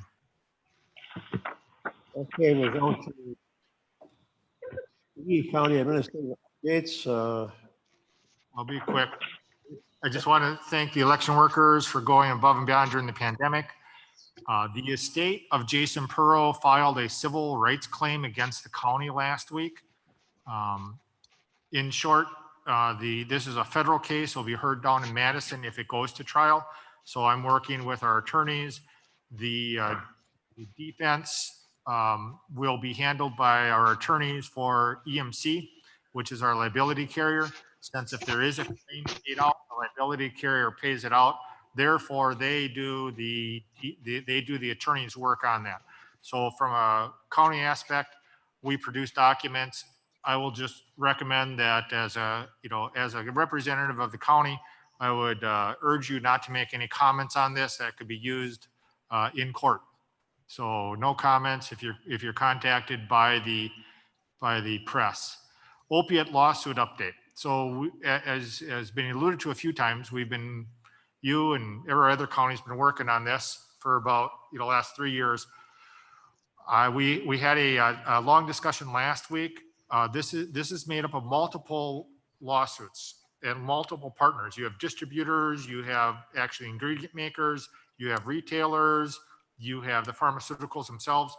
One of the companies is basically, well, the big one like Purdue, they basically filed for bankruptcy. So that's going through bankruptcy. In turn, will come back through the lawsuit. We have one company voluntarily coming up with a few $100 million that will be distributed to these 3,000 counties that we're involved with. We basically have been involved with how the distribution works. In this, we basically at the state level, so all 69 counties are involved with this one lawsuit, one law firm. 3 counties are involved with the same lawsuit, different law firm. So the 69 of us got together last week. We basically, if there is any money that comes out, it would basically be distributed by 15% of the money would come to the counties, 15% to the state, and then 70% would be distributed to each individual county based on a portional analysis of what the opiate crisis did to them. And this is a nationwide issue. We're working with the Attorney General. There's a meeting this week with WCA, the Attorney General. One of the issues is when you look at how do you metricize what your issues were? One of the things is how many opiates did you have in here? So what was the distribution into your county? Another metric within that is what was your deaths, and another one was basically people who went into treatment for opiate addiction, which is another metric that's easy to gain across the entire nation, across 3,000 counties. So that's, we're getting closer. I anticipate some money out of this. I don't anticipate a lot of money out of this. I mean, this is being divided by 3,000 counties, but there'll be something.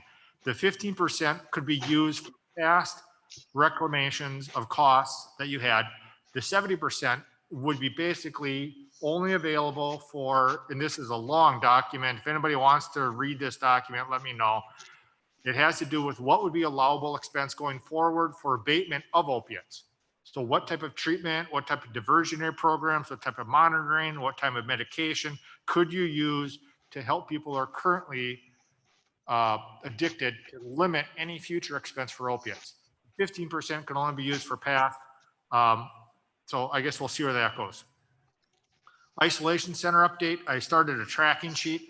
We currently have 6 people in our isolation center, and the isolation center is for Bayfield and Ashland and Bad River. And so we're tracking all 3 organizations into this place. I want to thank Northland College for helping us out with the food. They basically are packing out a big bag of food and then a daily meal for each one. And we're working on transportation. From the COVID aspect, I just want to thank them that they're being very flexible, and we couldn't do this without Northland College. WCA conference topics. The WCA is planning on having a conference next spring or next summer. And so they're looking at topics. If you want something to be studied, you got to let WCA know by January 8th.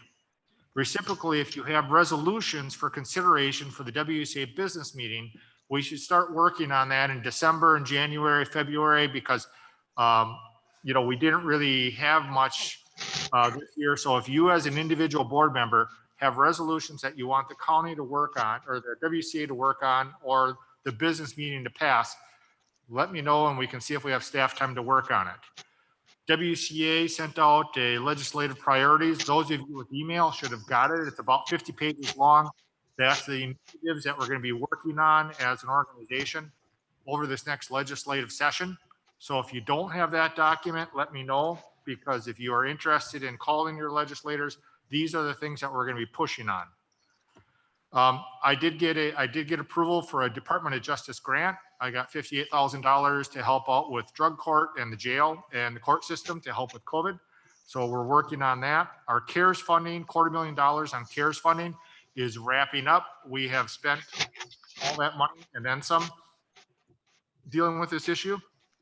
I had a meeting with Representative Myers and Bewley. I drafted a bill to basically remove the court systems from the general levy limits because, again, courts are mandated. There's nothing you can do about it.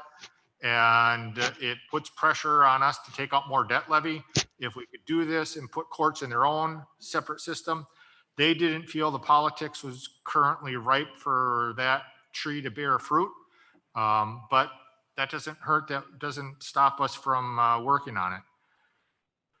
Like I said, I would expect that we would be working at the finance committee level with how are we going to come an executive committee to deal with how are we going to deal with decreasing the overall burden of the county has as far as staff levels. What would a hiring freeze look like? I'm not a big fan of hiring freezes because normally you say hiring freezes and you say except for 1, 2, 3, 4, except for deputies, except for child support workers, except for court officers, except for, you have all these exemptions. It comes down to basically, you really don't need Clark, basically about the extent of it. And so what I'm thinking about doing, and the reason I'm just saying about this, if you guys have suggestions, let me know. I'm thinking about just making it harder to rehire people. Right now, if somebody quits, they just, you hire them. What I'm thinking about is saying there's going to be some time period. Not only will it save us money, but it's going to make a reevaluate, which is, you know, if you have to go through the, I don't know, the executive committee to get a position to start advertising, you know, it's going to, you know, people are going to have to reassess who are we going to hire in this next year. And I would anticipate that in order to make this organization more functionally balanced, it might take us a year and a half or 2 years to figure out how to get down to the staff level that we need in order to make it function if we don't get a referendum pass. And so the referendum, I would look for April election, because if you don't get it in April, then you still have the rest of the year to work on trying to figure out how you're going to balance the 2022 budget if you don't get that. So there's a lot of things up in the air. The insurance we've talked about. That's my update, unless there's any questions. Any questions for Clark? This is Supervisor Ortman. Everybody's pretty excited to get out of here. Yeah, thank you for being patient, everyone. I appreciate the work. May I ask one question? I'll make it quick. This is Charlie. Supervisors reports. I don't expect that anybody's had any meetings. I have a supervisor report. More It's just quick. a reminder for everybody that tomorrow is Veterans Day. So please thank a vet and fly the flag. Thank you. That's just what I was going to say, Matt. You did it. This is Supervisor Franek. Can the question? Vouchers, if you have them here. Next, we need I have a motion to supervisor adjourn. report. There's a broadband survey. We've been cooperating with Northwest Regional Planning Commission. Clark, Pat, Clarence and I have some input on some surveys. If you hear anybody that asks you about these, encourage everybody to send them back in. This could affect us having money for more broadband for our people, and that seems to have become very important. The survey should be going out, or should just have gone out, and there will be, as of today, a live online place for them to go to fill it out. So encourage everybody to do that. Thank you. We have a motion on the table to adjourn. Do we have a second? Me. We have a second. All in Supervisor favor, say aye. Franek. This is Supervisor Anybody wants to stay Franek. longer? They Something. know. No, Can I You can have I that say on- something? All right, thank you, everyone. go ahead.